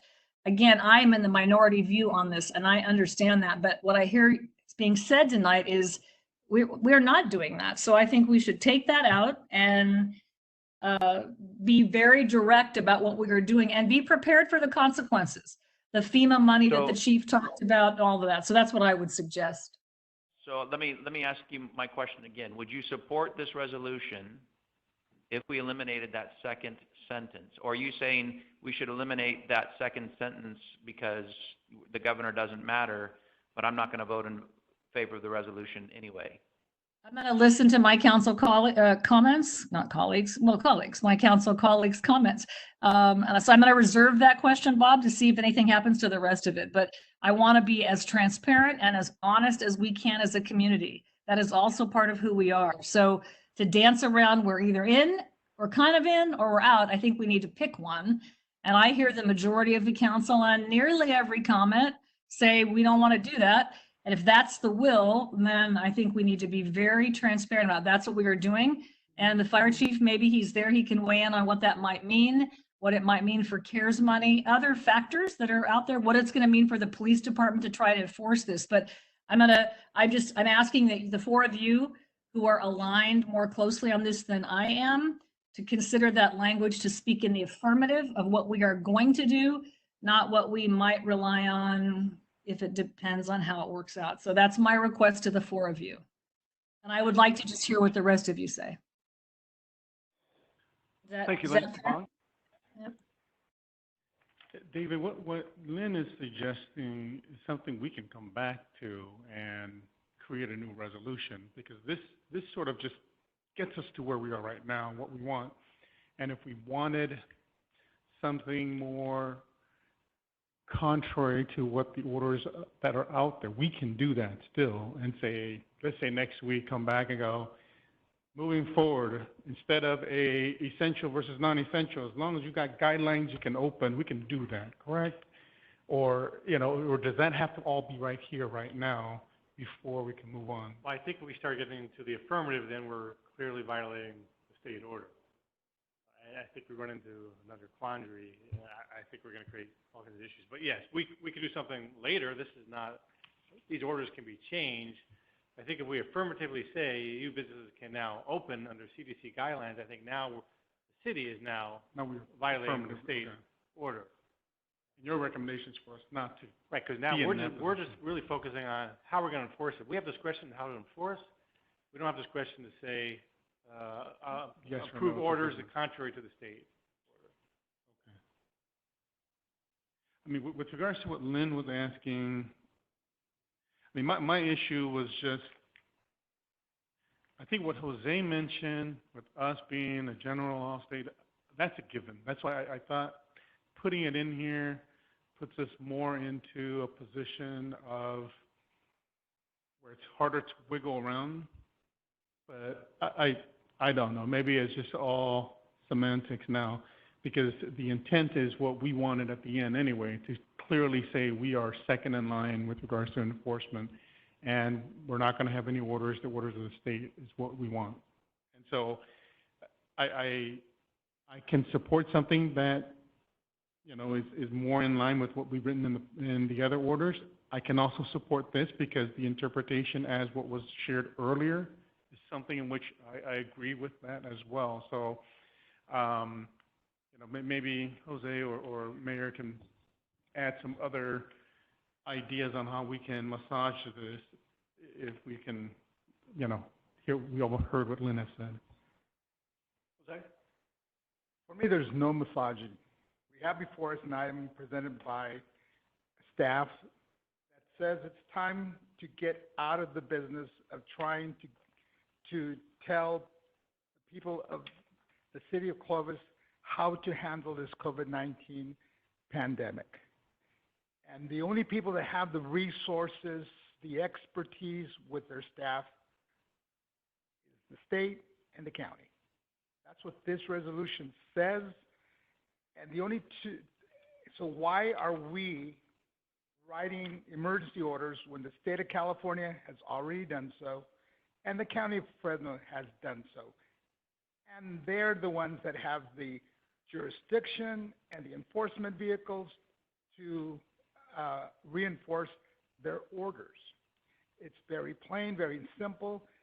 And in our federalist system of governance that we have in America, it's the governor of the state that controls what happens in his or her state. This governor gave an emergency order, and our county is but a subdivision of that state. Therefore, the supervisors and their health officer develops what will happen in their county.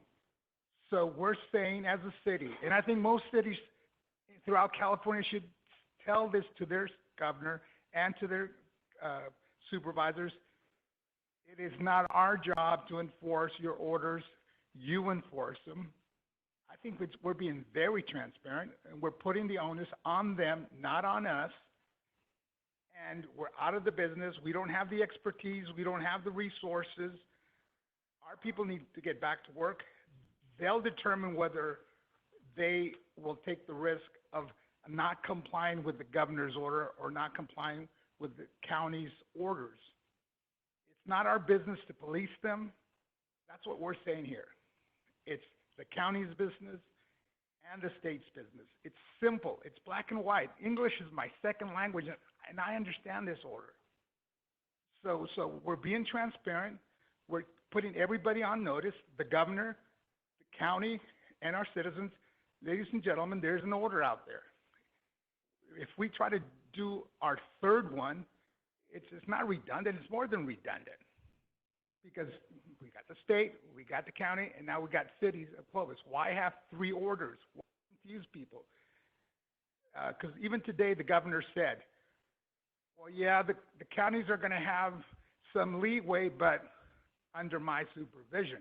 So he still is going to supervise what these counties want to do. So simple. The language here is quite clear, and I like it. The city shall rely solely upon the governor's stay-at-home order, which covers these and other items, as the orders may be amended and supplemented, including any modifications approved by the county of Fresno in accordance with state guidance. Because the state will guide them, and the state is the governor. So it's perfect language. I'm ready for a motion. I tend to agree with you, Jose. I think there comes a point where we're being very clear that we are out of the legislative business when it comes to this situation. That when it comes to enforcement, it is not our primary responsibility. We didn't write this. This is on you. It gives us the ability to deal with egregious situations when we need to. And it also gives our businesses at least a little less stress to know that if they decide I will not comply, that they will be treated in a manner that is respectful, lawful, and we will refer to the Attorney General, and they can do what they want with it. That's the risk. They're going to take right. as business That's people, and the county and the state will have to do something about it. Exactly. I'm ready to make a motion. Yeah. I had the chiefs come in from the other room. The Councilmember Ashbeck requested some comments, had a question for them. If you want to talk to the chiefs, they've come in from. Sure.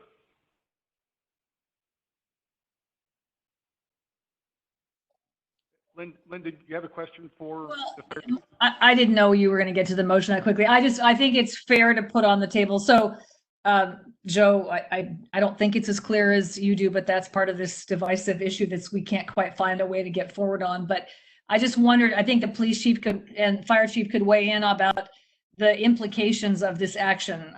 That's all. I just thought it would be interesting for people to be able to know that, but maybe it's too late. I mean, if there's a motion and a second prepared and ready to go, then we can save the chief's time. It was just a question earlier. So it's fine. It's fine. Well, as a council member, I'm sorry. No. As a council member, you have the option of asking a question for both of our chiefs. We brought them in from the administration offices or from their headquarters, and they're here if you have a question for them. And I won't make my motion until after you've asked the question and have had it answered. Well, my question was simply if they would like to comment on sort of the impact of any of this on both from the police chief, their ability to enforce any, how they'll approach it. Last time we had the Gold's Gym example, so maybe there's nothing new to add, but I think for the fire chief, if this has any impact on FEMA funding, just to get it out all on the table.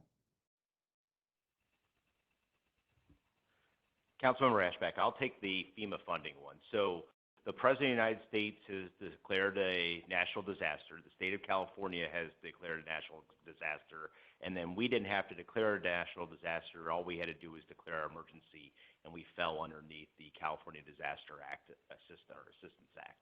And that's what we're functioning under along with FEMA for reimbursement. Most places, I don't really know, to be totally honest, when you ask a question about where we would stand, because most times when there's a disaster. Up to this point, it's a flood, it's a fire. The community or the people aren't doing, you know, anything against the order or changing the rules to it, or however you want to interpret what the social disobedience might be. But in turn, they're trying to get their communities rebuilt after disaster. This is a completely different animal for the fact of where we're at and how we're having to deal with it. So I don't necessarily know, as long as my recommendation as fire chief and for emergency operations would be to make sure we stay in the resolution that we're following the state order. It makes it much more clear the fact that we are still following the governor's lead, and in turn we submit for reimbursement. It makes it a little bit easier. I don't necessarily know on the other side of it if it's in there or not, if it really would matter at the end of the day at this point. Just because it's such uncharted territory of where we are.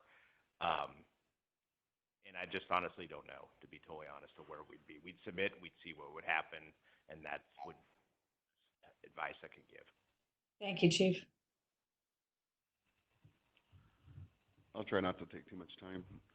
You guys have been here for a while. It's just hearing all the comments tonight. It's hard to hear how hard people are hurting right now, and we don't want to be put in the middle of trying to decide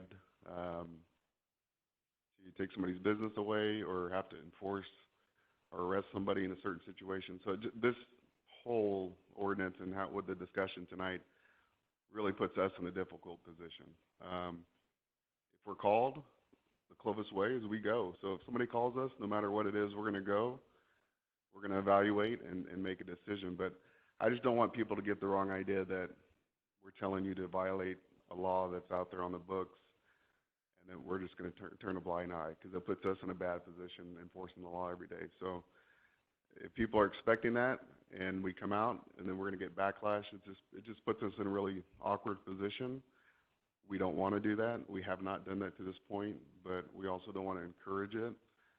I'd love to encourage the governor to open things up sooner than later. But encouraging bars and other situations, gyms to open up, we're going to have to take some action, and I don't want to be put in that position. So it's difficult. I know it's difficult on your part as well, so I appreciate that. But to Lynn, to answer your question, it puts us in a difficult position. Thank you, Chief. And because of what the chief just said, we can't, as a council, cannot be encouraging people to not comply with the order, because they have to know the consequences. If a business person wants to be involved in civil disobedience, that's going to be their issue. What we're saying in this resolution is that we will not be the first agency to police that. First the state, the county, then us. Am I going to make a motion? Yeah. Can I comment before?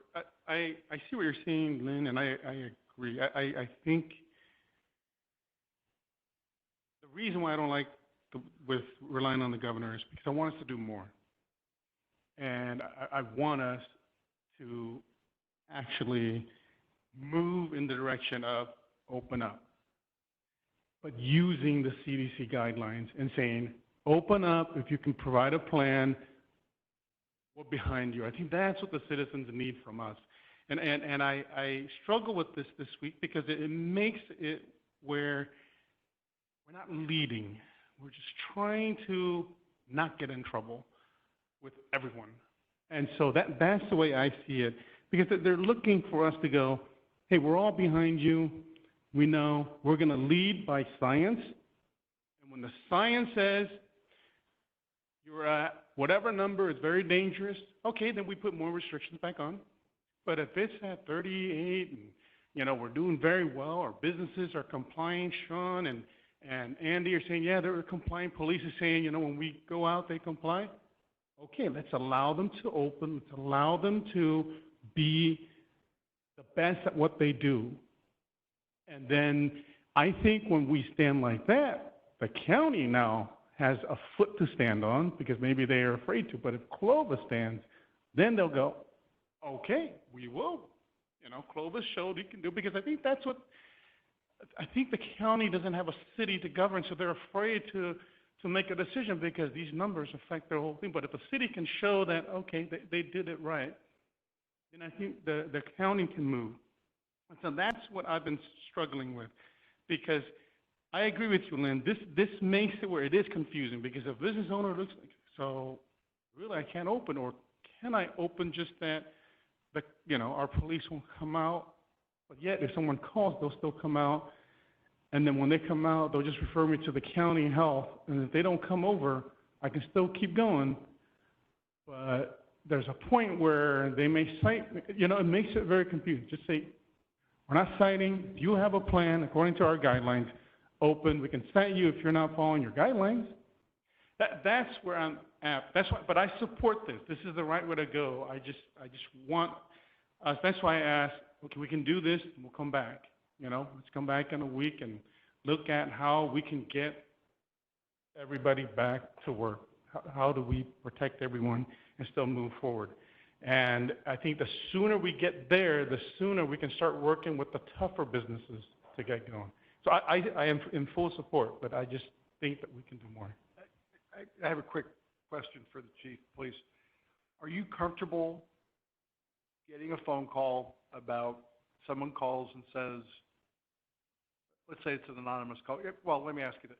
Most of the calls you get that are reporting businesses that are non-essential that are open, these people give their name, or is it an anonymous person? No, most are willing to give their names. Okay. Are you comfortable with someone calling up and saying XYZ business is open and saying, here's a number for the county health department, they have primary responsibility? Are you okay with doing that as a business plan? Yeah, I'm good with doing it. I think it comes to the point of when we determine it's a health and safety code violation, which the law is what we're enforcing. If it's egregious, like Councilmember Whalen said earlier, so we're going to have to determine that. But how do you turn a blind eye to one but enforce another? That's just the predicament that I think this puts us in. If this is the way we move, we'll figure it out, but I think it's going to be a difficult position. We're going to have kind of in the middle where we're going to upset half the population for not enforcing it, another half for enforcing it. So to this point, we've been out of it for the most part and gained compliance. I understand people are starting to kind of lose patience, which I understand. But I think now we're putting law enforcement at the forefront of this, and I personally don't think that's a great idea, because people are frustrated right now. So if there's another way we can do it where we can allow it to happen, that I don't have to be in the middle, I completely support that. I don't know how we get there, but I guess my problem is if we go out and there's a misdemeanor occurring in my presence, how do I tell an officer not to enforce that? I don't want to be out taking reports all day long and send them to the state, knowing they're probably not going to go anywhere as well. It's just a tough position both ways. So, thank you. Jose, you had something?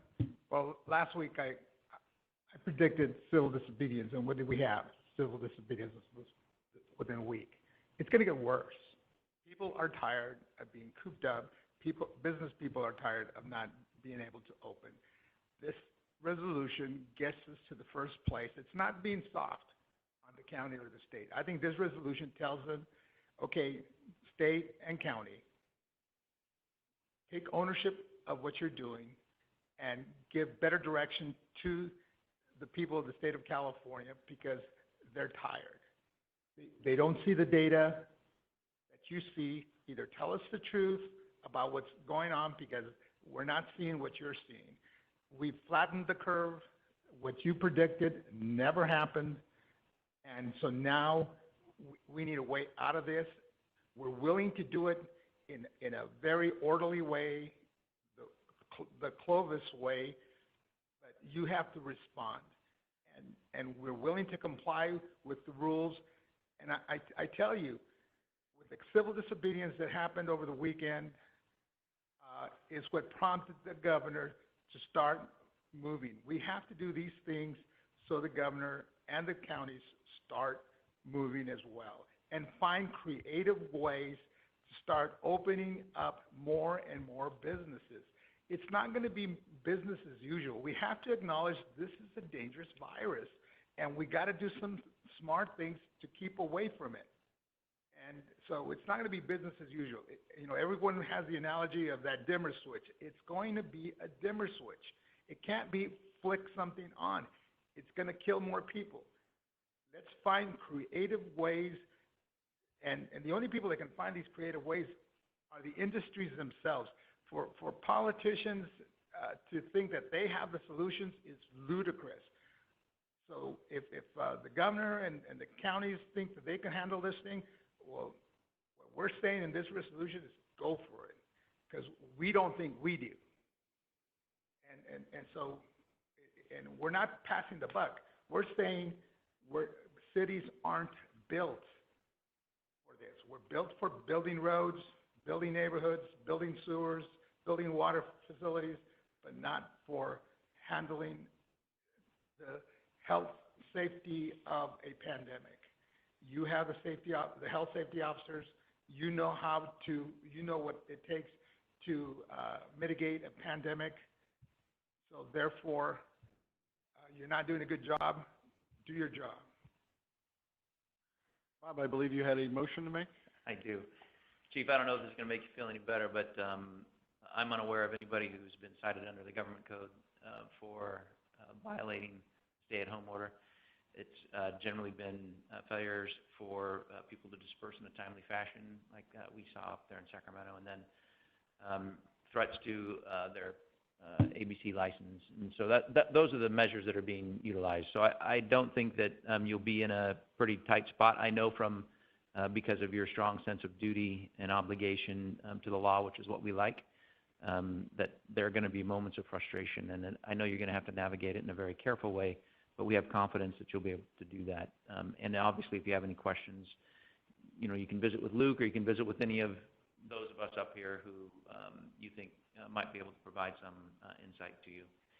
All right, having said that, I move that we approve the resolution adopting emergency order 2020-13. As presented on the dais today. Yeah. I second that. We have a motion and a second. Clerk, if you call the roll, please. We have a motion by Councilmember Whalen, seconded by Councilmember Flores, to approve the resolution. Councilmember Ashbeck. I'm going to vote no for the reasons I stated. I think we could be clear to our businesses and we could lead, to borrow Vong's phrase, and not follow. So if we're going to do that, we should go all in. So I'm voting no for that reason. Councilmember Flores. Councilmember Wanatua. Yes. Councilmember Whalen. Aye. Mayor Messenger. Yes. It's approved 4-1. And then I move that we approve a letter to Governor Newsom regarding the reopening of businesses in the city of Clovis. The letter that is in front of us is appropriate with the modification that I suggested related to the issue of places of worship. Second. We have a motion and a second, Mr. Clerk. I have a discussion item on that letter. Sorry, we never talked about that really. May I offer it now? Certainly. I would just ask that the letter is written as if he didn't talk today. So if we're going to write to him asking to reopen, which is what he said today, I would just ask that you kind of reflect the current, where he currently stands, and affirm what he has said that's amenable to the council majority, and kind of clean it up a bit. The first paragraph makes it sound like he's not done anything, and that's not true. So I would just ask that you reflect more of the current stand of his position at the moment. I think that's a very good point. Good. Yeah, this was from the League of Cities, and it was written a couple of days ago, obviously. Yeah, so I just think we need to update the general frame of reference. So with that discussion, please proceed with the vote. For item number 14B, we have a motion by Councilmember Whalen, seconded by Councilmember Flores. Councilmember Ashbeck. With modifications as discussed, aye. Understood. Councilmember Flores. Aye. Councilmember Wanatua. Aye. Councilmember Whalen. Aye. Mayor Messenger. Yes. Okay, we're going to We have another one? Yeah, I That's move right. that we, if I may, Mayor, I move that we approve a letter to Governor Newsom seeking to establish various actions in support of local funding for cities impacted by the COVID-19 state of emergency. We have a motion and a second, Mr. Clerk. For item number 14C, we have a motion by Councilmember Whalen, seconded by Councilmember Flores. Councilmember Ashbeck. Aye. Councilmember Flores. Aye. Councilmember Mwanatua. Councilmember Whalen. Aye. Mayor Bessinger. Aye.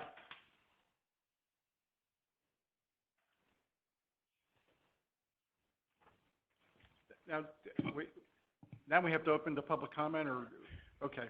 Now we're going to go back to public comment, and these were just general in nature at the beginning of the meeting. From Brenda Lees, please work to reopen our businesses. Sam Boxer, shelter in place needs to be extended.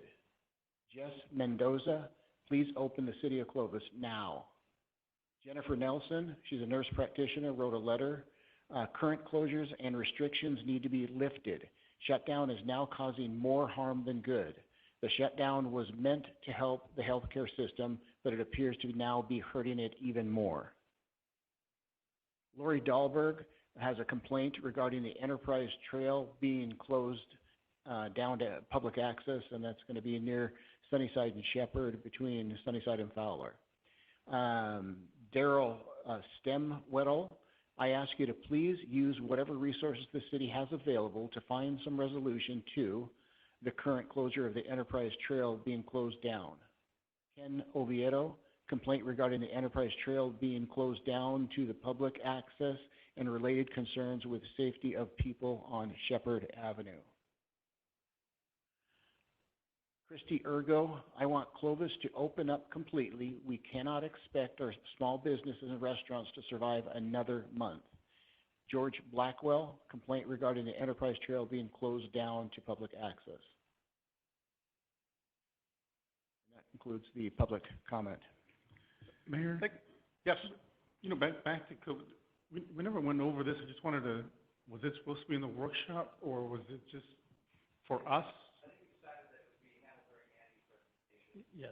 It was gonna be handled before the workshop, but when the workshop got moved up, it'll now be handled as part of the business plan. Okay. And just back to, did you want to give us a time to talk, or was that enough? Because I think we kind of just talked about the resolution, but not as COVID-19 in general. But I you know, because we always spend time doing that, but it's up to you, man. Long, I would never shut you down. Say what you'd like. No, first,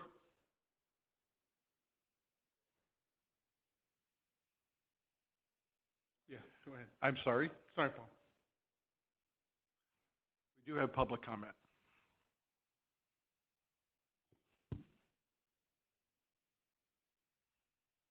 I also wanted to talk about the Enterprise Canal. Out there today, in observation, today I talked to Supervisor Massig about the problem. I understand from conversation with you guys today that you're also addressing the Enterprise Canal. From Massig, I understand that the homeowners put the gates up without approval from FID that are up there currently. I also noticed on Shepherd, a family of 5 with 3 very small kids walking along the road. And the kids are very small. So I think that's a real problem, and safety-wise, there is no shoulder on Shepherd, so we really need to look at that on it. It's just not safe at all to make people go around. With the gates, if someone goes around the gate and falls in the canal and gets hurt, they're going to go after everybody they can. And what I have here, and I will give to legal counsel, this is lawsuits over dedicated right-of-ways and stuff.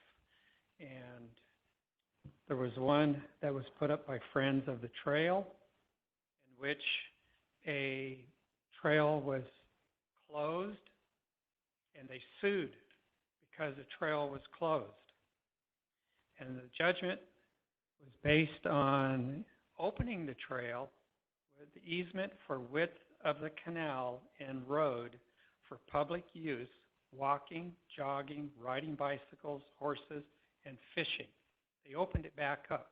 They agreed with improperly closing the right-of-way down, the public use of that area.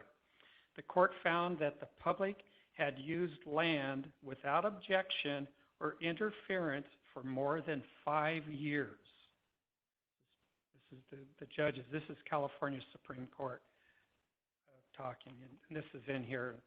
And counsel, they can give you a copy of this if you want, or I can email it to you on it. Public believed they had a right to use the canal side right-of-way. The property owner was aware of it for years. The level of use was sufficient to afford unequivocal notice of public use the owners of the land. So they knew about that. They did not have the right because it was being used through the agreement that they had the right, the canal district had the right to put the canal in, and the public used it. And because they used it for years, the landowner did not have the right to stop them from using it. And that's what they based their judgment on. And that, again, that was California Supreme Court in Nevada County. And I'll give a copy of this to legal counsel, and like I say, do what you want that you feel. But anyway, we need to address this, and we have a sign up there right now saying that City of Clovis agrees to all of this. I think if someone gets hurt, that they're going to come after the City of Clovis because we said it's okay. We may want to talk about, do we need to remove that sign up there to wash our hands of it, because it's really the county's problem, and I know you're working with the landowners to straighten this out, but there's a lawsuit that says they cannot do what they're trying to do. So California State has already said this. Paul, is there a citation on that case or title that you can give? Friends of the Trail versus, it's BLASIUS 2000. Actually, if you just give it to me, probably I can take a look at it. That's all right. Yeah, in fact, I'll email this to you. Would you? Great, thank you. When I go home, I'll email this to you. Okay. If there's anybody else who'd like a copy of it, I'd be glad to do that also. Vaughn you got a copy today. But anyway. Luke, I was under the impression that FID put that fence up. That was the landowners? So it was the landowners, and a lot's happened in the last couple of weeks out there. Apparently, unbeknownst to just about everybody, FID does not even have an easement. They have a prescriptive right-of-way, but from having the canal there for so long, but they do not own the land. The property owners own the land out to the middle of the canal. And FID does not even, FID couldn't, from my understanding, and we're still researching this all just came to light a couple weeks ago. And I don't know when if that's when the property owners found out that what they could do or not, and that was actually under their control. But my understanding is that FID could not have prohibited those property owners from putting up the gates even if they had wanted to. So the property owners put up the gates to block access behind their property. They're concerned with the heavy traffic and security and privacy and all of those issues. We have since put up some signage, and FID and the Clovis have put up some additional barriers because we don't want somebody to get back there on the canal bank and then try to go around the gate into the canal or something and get hurt. So we've cut it off there at the roads. But it's a rapidly developing situation. We are working with the county, FID, the city, and we'll be working with the landowners to see what we can do to purchase, right of way through there, give them the privacy, build walls or whatever to give them the privacy they need. But that's not going to happen this week. And we just found out about this a couple weeks ago. And Scott's here if you need some more specific details, but we are working on it. Thank you. On that, in this case, they were stating that the irrigation district had the right to put the easement through for the canal. Okay, that was agreed to by the owner, even though the owner owns the property. The irrigation district in Nevada County had an easement to put that through. So there was an easement there, if it's verbal or whatever it may be according to this information. So again, council can give you more on this, and if I give you guys the copies of it. But basically, what they're saying here is that the owner knew about this and allowed it to happen for years, for more than 5 years. This also talks about, if you remember down in LA area where the people went across private property to the beach, that's also in here under the court talking about it and stuff. So it covers quite a bit on public easement on it. That's why I wanted to share it with you tonight, that I think this will make it clearer for what is out there to operate under. And I don't think, according to this, the city doesn't have to pay a dime because he's allowed this to happen for years.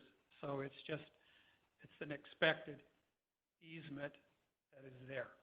Anyway, so thank you. Thanks, Paul. Any other member of the public wish to address the council? Seeing none, I will close public comments. In regards to ordinances and resolutions, with respect to the approval of resolutions and ordinances, the reading of the title shall be deemed a motion to waive a reading of the complete resolution or ordinance, and unless there is a request by a council member that the resolution or ordinance be read in full, further reading of the resolution or ordinance shall be deemed waived by the unanimous consent of the council. Now we come to the consent calendar. Items considered routine in nature are to be placed upon the consent calendar. They will all be considered and voted upon in one vote as one item unless a council member requests individual consideration. A council member's vote in favor of the consent calendar is considered and recorded as a separate affirmative vote in favor of each action listed. Motions in favor of the adoption of the consent calendar are deemed to include a motion to waive the reading of any ordinance or resolution on the consent calendar. For adoption of ordinances, only those that have received a unanimous vote upon introduction are considered consent items. Does any member of the council wish to have an item on the consent calendar, Paul? Lynn?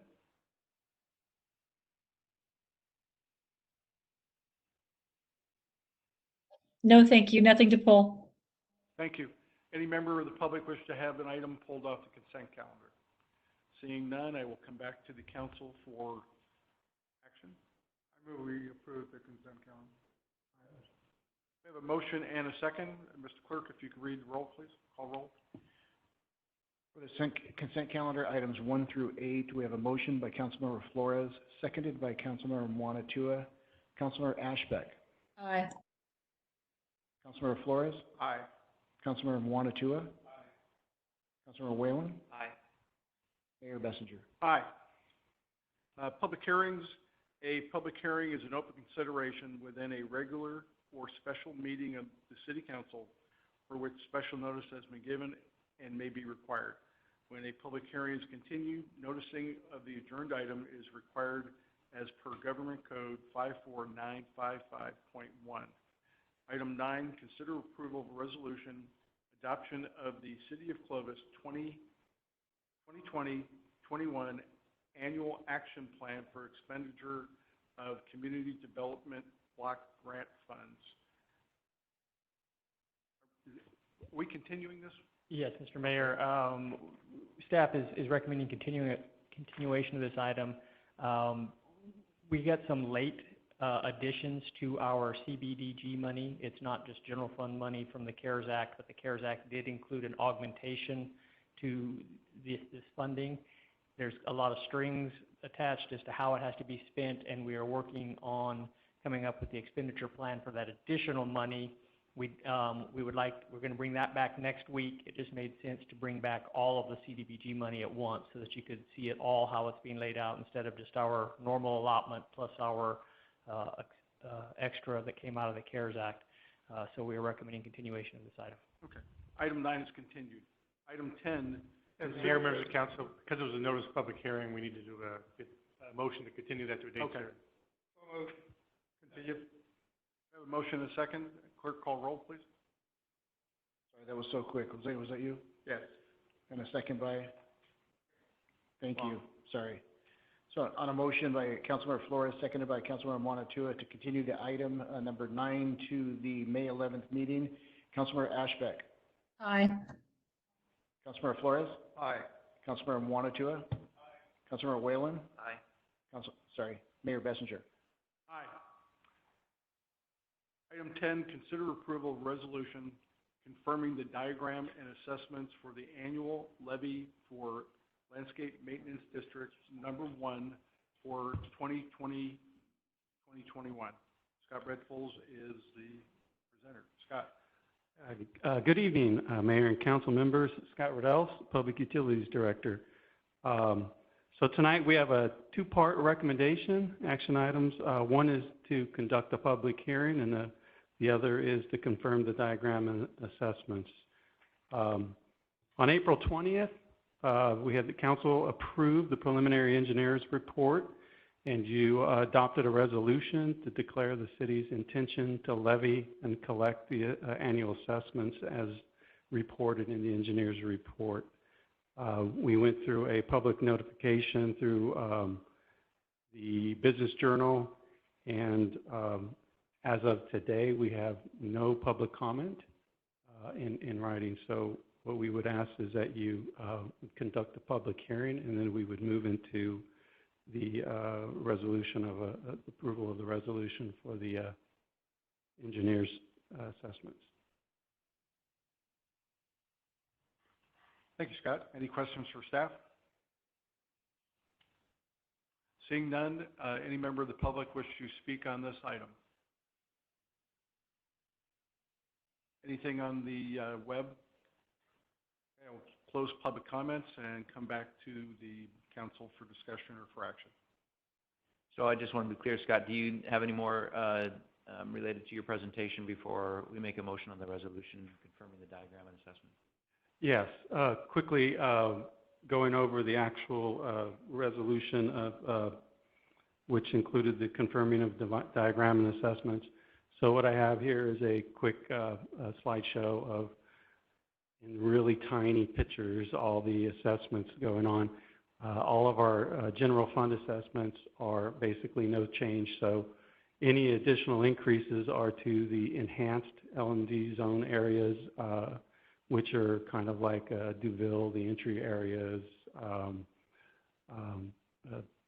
just the estates where there's a nice entry median feature or something like that. Most of the benefit zones have no change. There are approximately 10 where we're asking for increased assessments as identified in the engineer's report, and then one zone, a decrease.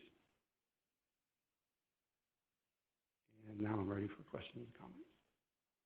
All right, well, I think I'm ready to make a motion. I move that we approve the resolution confirming the diagram and assessments of, for the annual levy of the Landscape Maintenance District number 1 for 2020-2021. We have a motion and a second, Mr. Clerk. Sorry, for item number 10, we have a motion by Councilmember Whalen, seconded by Councilmember Monatua for item number 10. Councilmember Ashbeck. Aye. Councilmember Flores. Aye. Councilmember Monatua. Councilmember Whalen. Aye. Mayor Bessinger. Aye. Item number 11, consider introduction of an ordinance amending Title 4, Chapter 4.4, Article 1 of the Clovis Municipal Code relating to the California Fire Code. And presenter is Chief Beneski. Good evening, Mayor, City Council. Well, based on the time frame for this evening and the large public comment that was on the first item we did, what I'm asking for this evening is we will just address the fire code resolution adoption change, and then the annual report we will move to another evening.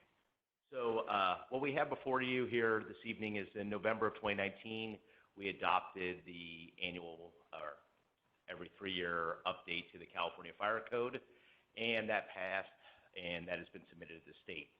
One of the issues that's come around here many times is we use the term EVA a lot, and truly EVA is nowhere in the fire code. So what we really use the term EBA for is like on Hoblet there, where there's two long rectangular parcels that are there. They're going to build a building or something that's back about 300 feet off of the entryway.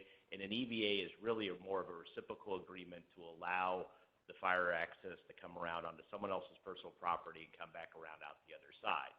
So the term EBA has caused us a couple issues throughout the years. So what I did was we reached out to the building industry. We used the Appendix D in the fire code, and this just cleans up Appendix D in the fire code to match what our past practice was, and it really defines it as fire access roads to the communities.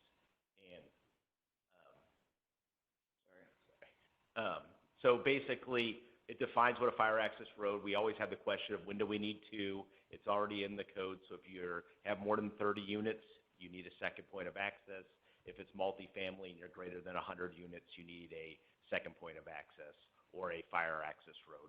And then the last but not least area that it redefines for us is there are some engineered or some drawings in Appendix D, like a cul-de-sac width shows the bulb at 96 feet. Our street standard is 90.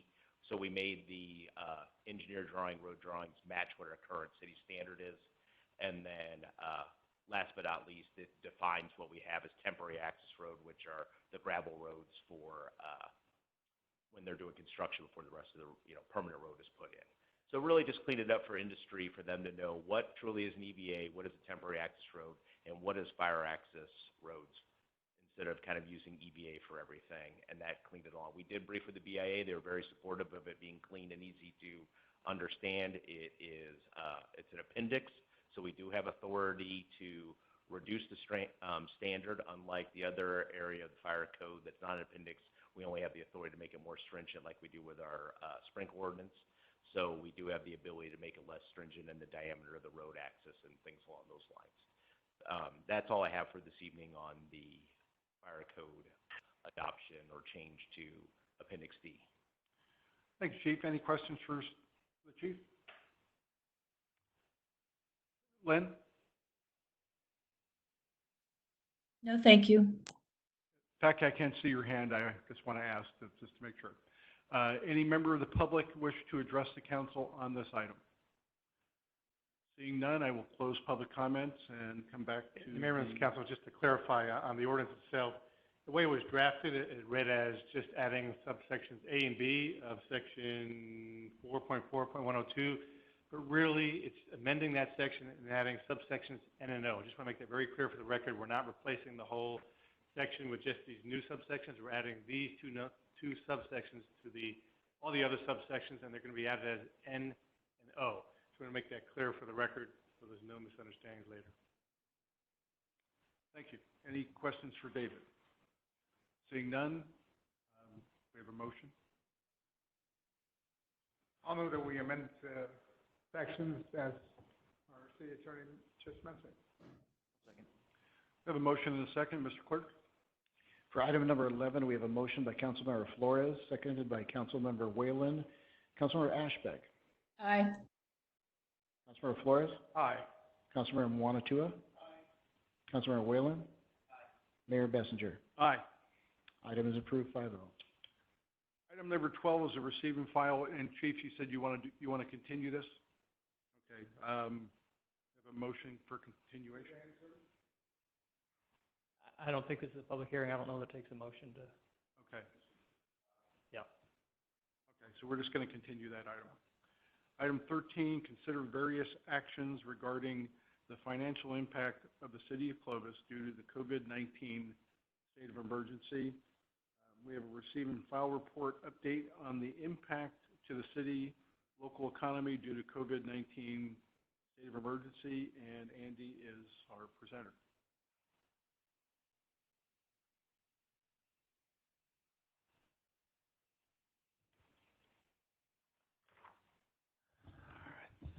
Good evening, Mayor, members of the City Council. Tonight I'll be presenting a report on the economy in relation to the COVID-19 shelter in place and various actions that have taken place in our community. Just to go back, it feels like a very long time ago, but just back in early March, I was drafting a report to this council on the economic activity of the city. And we had a 3.2% unemployment rate. That was the lowest that I could find in recorded history. We had sustained employment generation over a long period of time. We had historic highs of commercial growth, and that was sustained. We had significant residential growth, and then the shelter-in-place order changed everything. I have been studying economics academically for years. I have a master's, and I have never seen what I'm about to present as far as the charting of what is being forecasted. So first, we look at some indicators at a national scale. And on this chart right here is the gross domestic product. On the left is a chart over time, and it goes back to 2007 to give you some scale. The Great Recession, as it was called, did show some deeper drops in the GDP, but not all at once. We literally fell off a cliff, and that was just for the 2 weeks of shutdown in March. They expect GDP to drop 25% in the next call, if there was another column there. That would make that chart look, or 2008 look significantly better. No, that chart, so every chart that I pulled has been done by economists in relation to the Wall Street Journal and other third-party publications, just to make sure I got this information right. So this is a Wall Street Journal chart that I pulled, and it would be roughly double the worst quarter that we saw in the Great Recession. The chart on the right shows the actually daily change. You can see in mid to late March where the GDP started dropping drastically. And it was mostly due to consumer expenditures dropping off a cliff. This chart right here goes back a significant amount of time. Sure, I get in the right spot here. Also going back to 2007, and it shows the drop in consumer spending. 2007, 8, 9, 10, those were not good years. And we saw what the impact was to the city in both our revenues at that time and to the economy in general. That is not a forecast. That is one of the biggest drops they've ever recorded in consumer spending on the economy, and they expect it to be worse for the next quarter.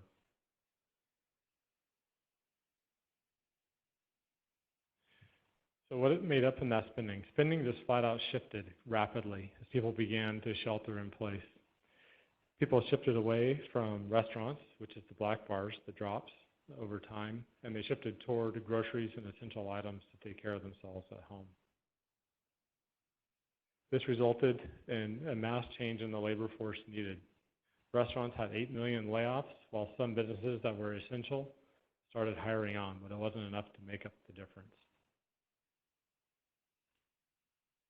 And thus, we start seeing major changes in the job market. We had 30 million plus claims for unemployment insurance since the shutdown began. That's also most in history. It was a stark change from what was before. Clovis was no different. The forecasted unemployment rate for April is 16.1%. Stark increase. It was one of the lowest in history. And then we get down to what does that mean for us? So the University of Pacific has come up with some forecasting for unemployment for the whole entire state of California, and also broken down into MSAs, or statistical municipal areas. So like basically we're Fresno County and Madera County. Statewide, they're forecasting about an 18% unemployment rate by May, which is where we're at now. We won't know what the actual unemployment rate is until June, July at the earliest, because it takes time to compile the data. So when we look at the area that is for the Fresno MSA, they're projecting almost a 21% unemployment rate for this area. They were able to break that down into sector. And what is probably the most shocking is that they are forecasting an 82% and 76% drop in personal care and service and food preparation and service related. I have had countless conversations with businesses in our community and can attest that this is probably an accurate forecast. No industry is spared, some are more than less, but it is across the board impacting our community, and by May we'll have record-breaking unemployment. This surpasses anything that we saw during the Great Recession by a significant degree. I believe the MSA worst unemployment rate was about 16 to 17% during that time. Clovis was about 12% during the Great Recession. I took those percentages and I applied it to data that we have from the California Department of Employment. And somehow my arrows are off there. But based on those categories and the categories of workers that we actually have working in Clovis businesses, I would forecast a drop of about 11,100 jobs in Clovis by May. And then based on forecasting from the Congressional Budget Office, it is expected about half of those jobs, or give or take, would come back by the end of the calendar year and then slowly build from there. That would take the number of jobs in Clovis down to about 25,000 from 36,000 today. Not all Clovis residents work a Clovis business job. They work elsewhere in the county. They work elsewhere in the valley. I would forecast an unemployment rate of 15%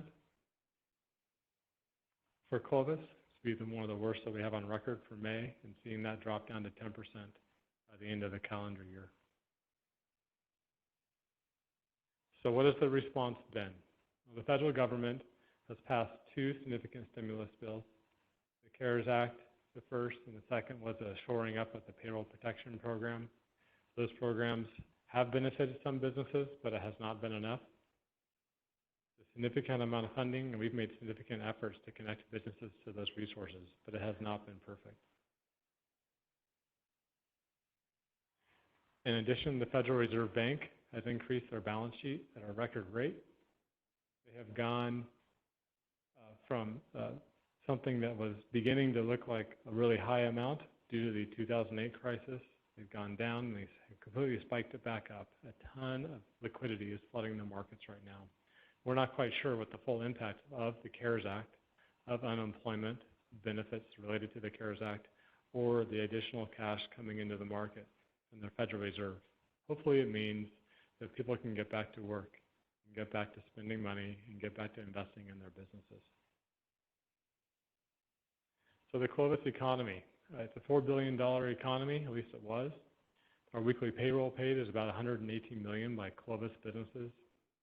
And I estimate that we've lost $37 million per week not being paid to Clovis residents. We do have a diversified job base. We have the hospital, we have the school district, some major employers, but largely Clovis is made up of small business. The federal definition of a small business is a business that has 400 or more employees. Very few of our businesses reach that mark. Clovis is small business, and they are being heavily impacted. Unemployment benefits have been increased. We're not sure what that's going to mean for the need in our community, but I expect the need to be great as we move forward and see who is able to access unemployment insurance and who wasn't. We've also done everything we can through the city. We started a restaurant marketing campaign within hours of the first closure of restaurants. We've connected businesses to the federal programs mentioned.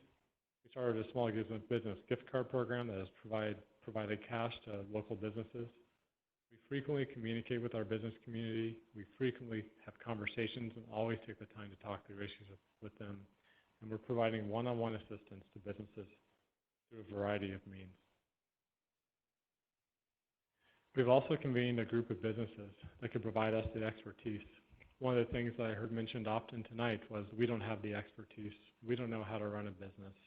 And that is the spirit that this group has gathered together. We convened a wide variety of businesses to come and talk about what kind of things can we do to help guide the community through this time. A guide of sorts, or a questionnaire of sorts, that would help a business that may not have the full understanding of what they need to do to prepare to reopen here in Clovis. The draft of that guide is on the dais, and I emailed it to you as well, Lynn. It is a draft document. I'm waiting for this group to provide additional feedback. We had a draft guide late last week, and based on the feedback from the group, it was scratched, and we completely started over. One of the things that we wanted this to be was not a prescriptive document, not a document that forced a solution onto someone, but allowed a business to understand the reality that they're dealing with and allow them to be creative and flexible. I have great faith in our business community that they are more creative and flexible than we are or government is, and we should allow them to be that flexible going forward, meeting the needs of our community. They, more than anyone, want to keep people safe. So this document will be provided to the business community through email and on our website once it's fine-tuned and in place, and will be adjusted often as additional guidance and resources come online that will help a business. This will be a living document going forward to help any business that's trying to figure out the way forward. With that, there is some hope. I've seen some amazing things over the last, well, I can't believe I say this, 2 months. Precision Plastics went from manufacturing countertops and other plastic goods to being one of the leading face shield manufacturers in the valley. We now have a medical device manufacturing cluster in Clovis that I've been fighting for a long time. No Surrender, they flipped their operations around and they're now importing masks, disposable masks. Service clubs are providing food, stepping up to the plate and meeting needs. Snowflake Designs is manufacturing face masks. Cup of Joy is doing a fundraiser and paying the rent for businesses in town. Cook Land Company is providing the old Costco as a distribution center at no cost. And people are caring. You're seeing things around town, chalk art, messages and fences along at the schools. That really gives me just pride and joy in the Clovis spirit. And Clovis creativity. I saw it in our business community as we met last week. People will be creative. People will think through new business opportunities and how to react to this. It's just going to take them a few minutes to get their feet underneath them and to get going again. I have great confidence in that. Some next steps, we're going to monitor the state of California order. We'll communicate when and how opening can occur. Communication is key. We're going to be implementing CDBG funds to help residents and businesses. That will be coming to you next week. And we're going to continue connecting the community to resources as we hear about them. That concludes my report, and I'm here for any questions. Any questions for Andy? Bob? Yeah, I would just say thank you for this report. I'd like to get that slide presentation emailed to me if you don't mind. I think there's some good data there. And then like this, we referred to it often tonight. I do have some suggested language modifications, and I'll just mention them briefly. So just at the just have to deal with that first paragraph. So instead of opening with the City of Clovis, I'd put that businesses must adhere to the State of California shelter-in-place order. And then that second sentence, it is the city's intent to allow businesses to operate as soon as possible. And strike that this order is modified and or removed. Those are the only changes I would have. I think that would be more in line with the spirit of the discussions that we had this evening. So those would be my only comments. I appreciate your presentation and your thinking ahead on this and being responsive to the businesses in our community.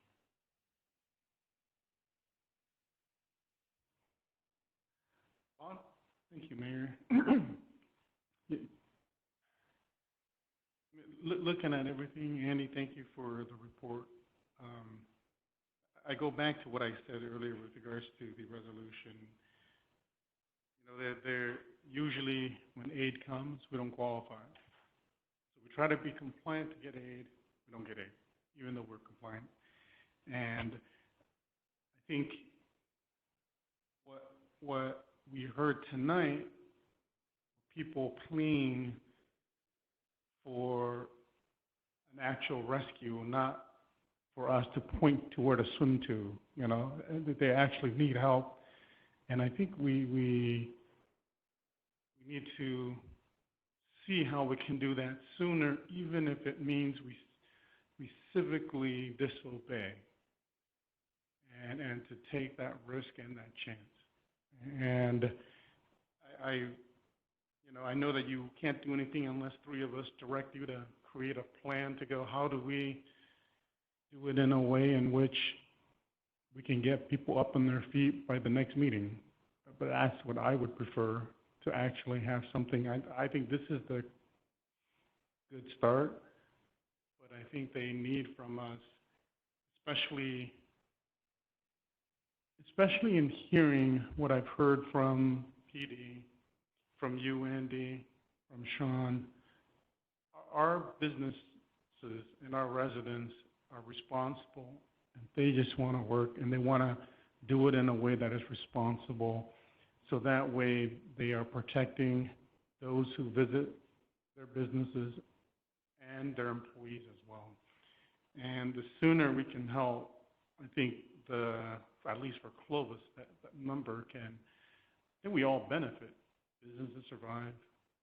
We may get a little bit more, revenue to help with our drop in projected general funding. And I know that the biggest risk is what David said, for us to publicly say, sorry, we're not listening to you, Mom and Dad.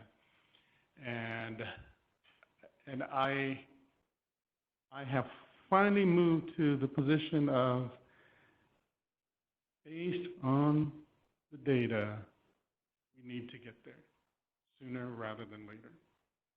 And we move according to the numbers. And so if it's that, I think it's a fair way to operate. And not only that, when you create this, Andy, at least guidelines will be specific to the experts of the different industries in which we can help hold each other accountable. We will be in this together. And so I wanted to make those comments earlier, but I thought this would be a good place to begin. And I just challenge us to go, how do we get them back on their feet? Because I think they need that. And those who are able to take the risk will do it. But without us behind them, a lot of them still won't be. And then they will be, left to swim on their own. So that's where I'm at. I think that, I don't know how we get there, but we point the way, as in the council, and then we rely on your expertise to go, okay, if you want us to go that way, this is how we would do it, this is how we would manage it. If it's, okay, let's lift the state of emergency. So that means we're no longer in a state of emergency, we can operate in a safe way and move forward, let's do that. If it's, where I don't know, but that's why I just want us to be more aggressive in moving that way, so that way we can really help our businesses and our residents. And my last comment, and this is not a knock on those who still have to work, but sometimes when you experience it, your perspective does change. And it could be both ways, meaning my experience, if someone had COVID-19 in my family, I think it would change my perspective. But the perspective of also losing a job or not having income makes you, and it affects you differently. And so how do we manage that? And that is where we're at. And I think that we have lost, and I'm glad tonight we got to hear of the lives that are affected, so that way we can really seriously look at how we can start to get them back on their feet. And I strongly believe we have the willpower on the leadership to back you if you present something in which we can just open quicker rather than later, and not waiting on someone who doesn't even know our families to go, this is when we can open. That's my couple comments. I know that it was supposed to be for the workshop, but I just wanted to, this is kind of related, so thank you for that.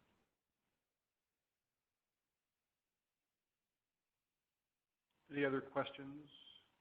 We'll open this up to the public. Any member of the public wish to address council on this item? Anybody on the web? Okay, I'll close public comments. And this is a receive and file. Item B, receive and file a summary and projection of the impact on the general fund due to the COVID state of emergency and preparing the 2020-21 budget. Jay Schlegel. So Jay's coming up here. Based on the economic analysis that Andy just presented you, then he worked with Jay's staff, with sales tax consultants and such, and prepared an initial estimate on what this is going to do to our city's finances. Andy's presentation was what's it doing to the business community. That has the ripple effect, and Jay will be presenting to you a presentation on kind of our best proposal at this time, or our initial proposal for a general fund budget based on those financial impacts. So with that, I'll turn it over to Jay.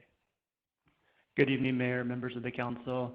We spent quite a bit of time this year going through the budget, looking at various projection scenarios, and thought it'd be helpful to start basically where we were just 60 days ago when we came to you with the 5-year forecast.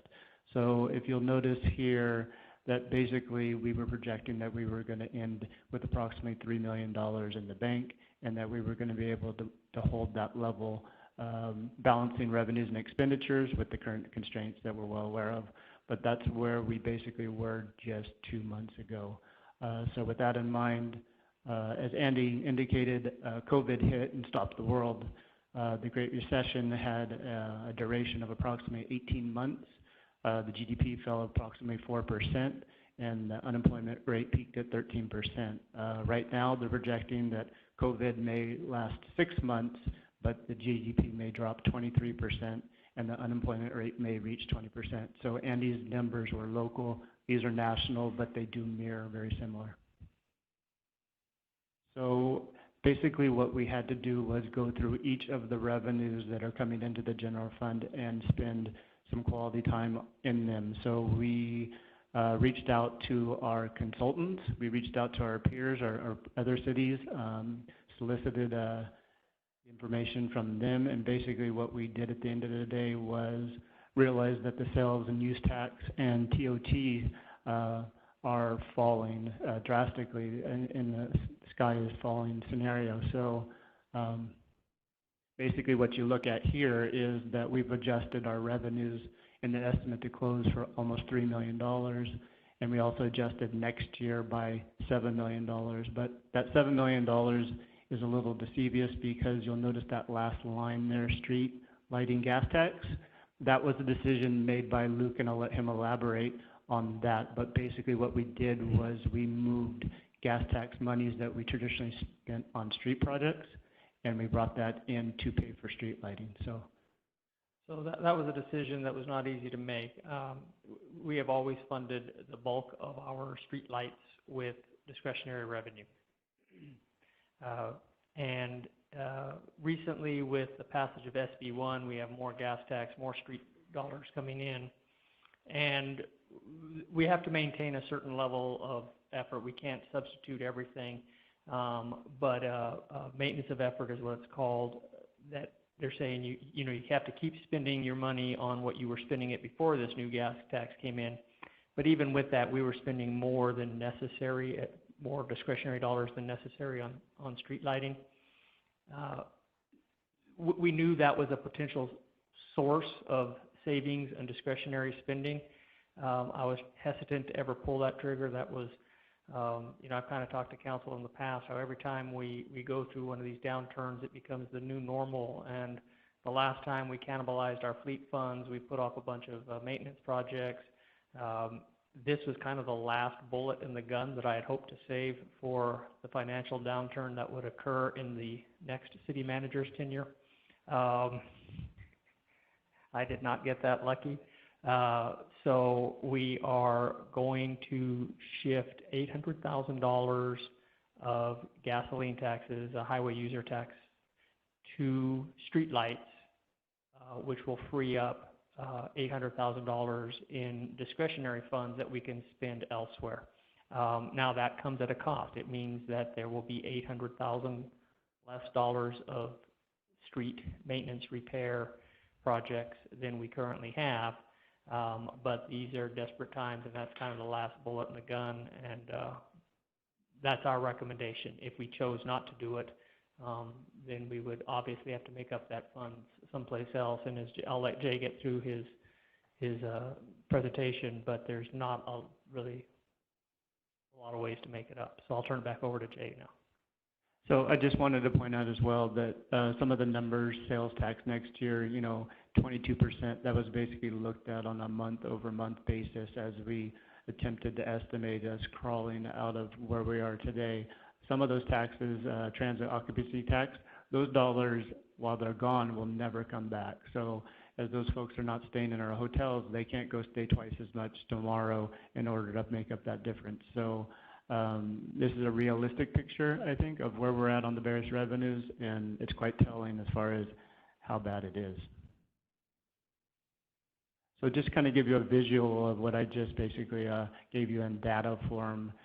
These are the categories of revenues and what the cuts are that we've made. So for working budget to where we think we're going to land for 1920, we've reduced our revenues 5%, mainly in those sales tax areas. Next year, we've reduced our revenues 12%. So you'll see like property taxes on the bottom, it doesn't move very much. Those changes won't be affected for another 12, 24 months. But the sales tax and those other categories are having a drastic reduction on our revenues next year. So to flip over to the expenditure side, when this thing first started, the COVID emergency, we put a hiring freeze, Luke did, on all open vacant positions in the general fund. So for public safety, we froze 12 positions, 9 sworn, 3 firefighters. We also froze 5 other positions in the general fund. Basically what that did for us was that created approximately $600,000 in savings this year and approximately $2.6 million savings next year. In addition, next year for our services, materials, and supplies, we took those balances back down to what we spent this year. So this year was already drastically reduced, and we held those levels next year to get that savings once again. So if we didn't travel this year due to COVID, we're not traveling next year due to those same limits. So those are how some of the dollars were saved this year by eliminating things that weren't a body. To give it a perspective in percentages, like the revenues, we reduced this year, estimate to close 5%. So through savings and different mechanisms, we've saved 5%. Next year, with those cuts I mentioned, that's 4%. I know that doesn't sound like a lot, but when your budget's $80 million, it's a lot to try. Then also you have your negotiated benefits, you have your increase in benefit costs. 4% is quite substantial. We did go out one more year just to see kind of what that looks like, and I'll give you a little bit more of a picture as we go along here.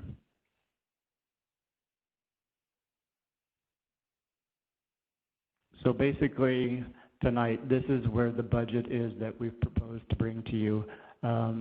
We are estimating instead of $3 million in 1920 that we will have approximately $2 million on hand. What that means for next year is that we live off of that cash and eat into the emergency reserve, not $4 million, but $2 million, because we're using every dollar that we have on hand that is unreserved.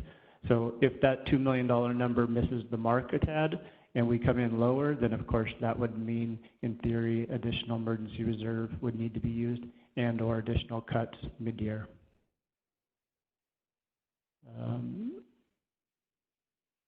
The 21-22 year, when we basically projected out revenues and expenses, we tried to come to a fairly optimistic level of revenues and bringing back the expenses to see what that may look like. Nobody's expecting us to come back to where we thought we were going to be at 5-year forecast. So this is just another approximate of where we may fall 2 years from now if we don't make additional cuts along the way.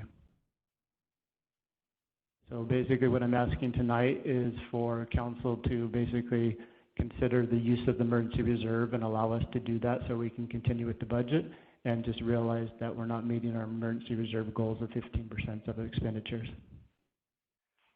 That concludes my presentation, and we're available for any questions. So I'd like to add on a little bit to Jay's comments there at the end. So that's why we're bringing this to you early, is we are proposing to spend some of the emergency reserve. That takes a 4/5 vote. I don't want to wait until we have the complete budget built to come back and find out that council does not want to do that. So even though this is a receive and file, I will be looking for a kind of a head nod consensus that yes, to proceed as we have shown. Keep in mind that as Jay showed you, the revenue impacts are about $10 million from that we're projecting over the next 2 years. We're projecting a U-shaped recovery. I don't know if you follow the economy, but A V shape is a fast drop and then an immediate recovery. A U shape is it goes down and stays down a little bit, then comes back. Some economists are also predicting a W-shaped recovery where it drops down, it comes back, and then there's another stay-home order, and it drops back down and comes back. Some are the Nike swoosh recovery, which means it drops down and then it just stays down and recovers at the rate of normal growth and doesn't ever get back to where we projected. So most economists right now are predicting a U-shaped recovery on this time. That's what this is built on. Again, this is something that none of us have ever seen before. It's not a financially or economic-driven recession. It's a pandemic-driven one. So this is just our best estimate at this time. What we're showing here is because of the uncertainties, it's kind of an all-stop in spending. Every vacant position is frozen. Line items are held to their current expenditures. We actually had a lot of vacancies in the current year, so we're saving in the current year to give us cash going forward. Of the $10 million in revenue loss, and we're proposing to spend $3 million over 2 years out of the emergency reserve. So really, the bulk is still being made up in expenditure savings. But to go any further in expenditure savings, we would need either to lay off people or renegotiate contracts. And those are both very unpleasant, and at this time, we don't know if they're needed. So I don't think it would be prudent to go to that level of expenditure cut now if we don't know that we're going to need it, to lay off people, to lose good people, to renegotiate contracts, to furlough people. So this is our recommendation. We will continue to monitor it very closely, on a quarterly basis as we get our sales tax figures. Part of the problem is that, we won't have the sales tax figures for October through December until last half of March. So our actual data is running behind. But we will be monitoring what's happening with the economy and other indicators that are more timely and adjusting as necessary. Some of the things I mentioned to council before is that we are continuing with the design of the senior center. We will bid that out, I think, late this calendar year or in the fall. At that time, we'll have a decision to make. If the recovery looks like a Nike swoosh instead of a U, we're going to have a hard decision to make there whether we proceed with a project like that.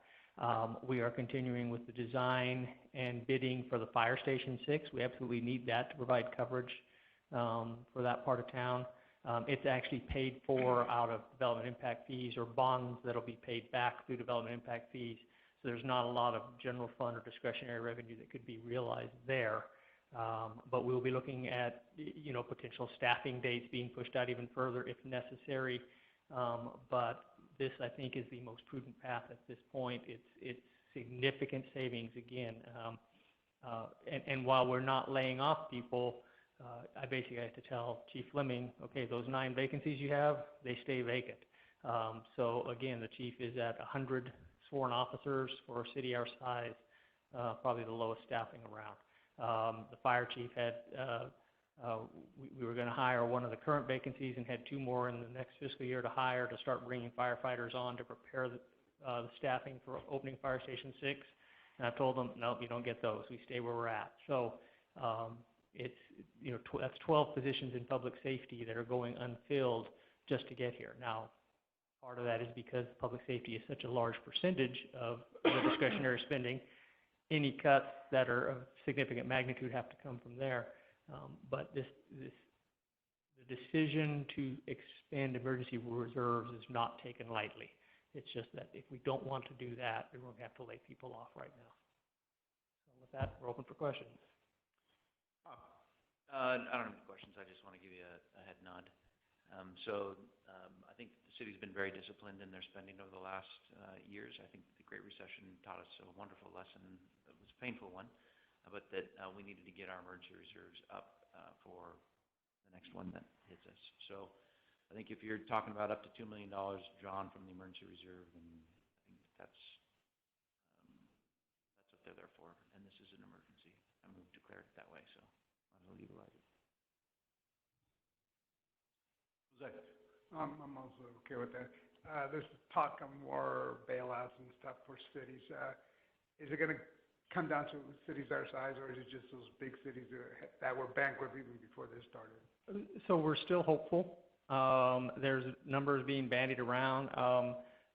Some of the first numbers that were thrown out there have been a windfall, but those weren't realistic. I'm hopeful and optimistic that there's going to be some coming to us that would certainly be helpful. And if that comes, then that changes this whole perspective. And that would be one of the things that we're monitoring, that if we see we're going to get an influx of money, then obviously we're not going to touch the emergency reserves, and we would adjust accordingly. But we wouldn't make that decision until we actually have the money. Bon? Look, streetlights was never part of enterprise funds. No, the streetlights are primarily paid, the bulk of it's paid out of discretionary revenue at this time. There are some streetlights that are part of the LMD, some of the thematic streetlights, the fancy ones that were put in very early before PG&E had thematic streetlights, are city-owned and are paid through the LMD, but that's a relatively small handful. The rest is paid out of the general fund and has been until this time primarily out of discretionary revenue. Is there ever a situation where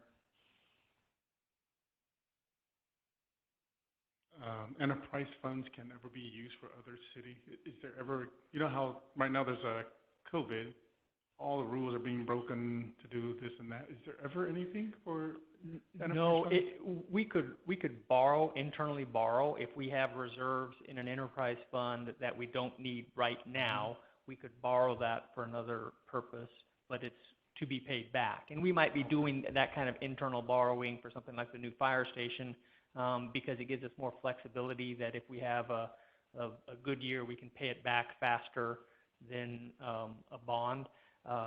But you can't use it permanently that way. And for $2 million, what does that get the reserve down to? What percentage now? Jay, can you go back to that other slide? It will, so it gets it down. So in this slide, we're showing that we're going to spend $2 million out of the reserve in the coming fiscal year, which drops it to 14%.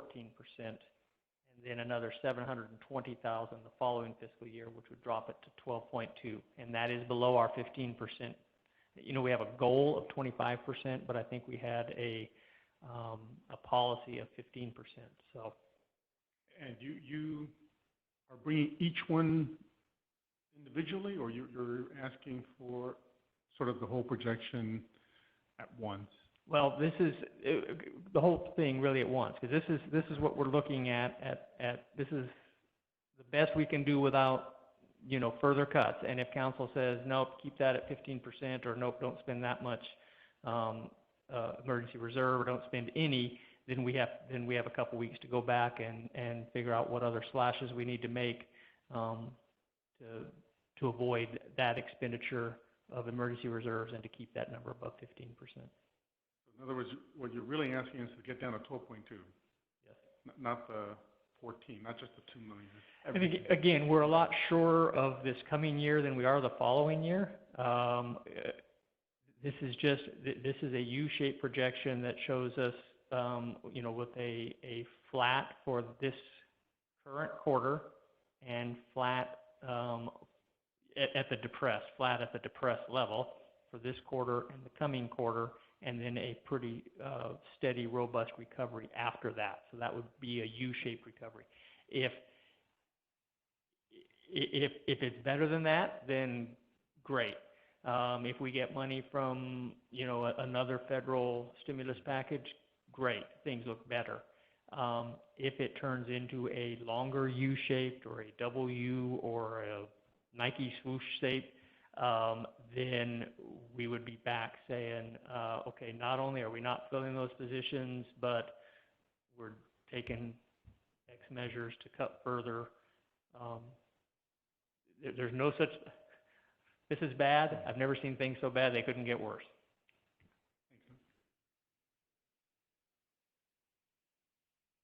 I recall a couple of years ago, we got like a $19 million settlement from Shell or Dow or somebody. That money obviously is in the enterprise fund. How are we holding on to that money, and maybe why don't we borrow that? So it wasn't 19. I think the total between the two settlements was, Scott's not here, 15 million, I think. So it is in the enterprise fund. It is set aside as a reserve for TCP treatment. Right. It was a settlement to pay to treat the TCP forever, because you get the one-time money now, and that's all you're ever going to get forever to treat. We have projections that what kind of treatment it's going to need and what's it going to cost. The initial projection was actually well in excess of the total settlement. But we have that set aside as a reserve for that purpose. We can borrow from that money. We are looking right now at using that as a borrowing source for Fire Station 6, for example, because if we aren't going to need that money for 20 years, then we can safely use it for the fire station and still get it paid back before we ever need it. What we're trying to avoid is borrowing it and then having to raise rates to go do TCP treatment, because that cash is no longer there. So we are looking at borrowing it. Technically, that settlement does not have to be used for TCP treatment. However, that would take some explaining, because if we use that money elsewhere, then when we have to go raise rates to pay for the TCP treatment, we'll have to explain to the public what happened to the $15 million that we got for that purpose. So, but legally, because it is a legal settlement, correct me if I'm wrong here, David, it is not subject to the same thing as the user fees. That's correct. That's my recollection. Okay. I knew there was a pot of money sitting out there. I certainly don't want to squander that. But if we could use that as leverage so we can build that station, that's fine too. That's exactly what we're looking at. Any other questions for staff? I'll open this up to the public. Any member of the public want to address the council on this item? Lynn, I forgot you. Nothing, thank you. Okay. Any member of the public? Okay. I will close public comments, and this is receive and file. And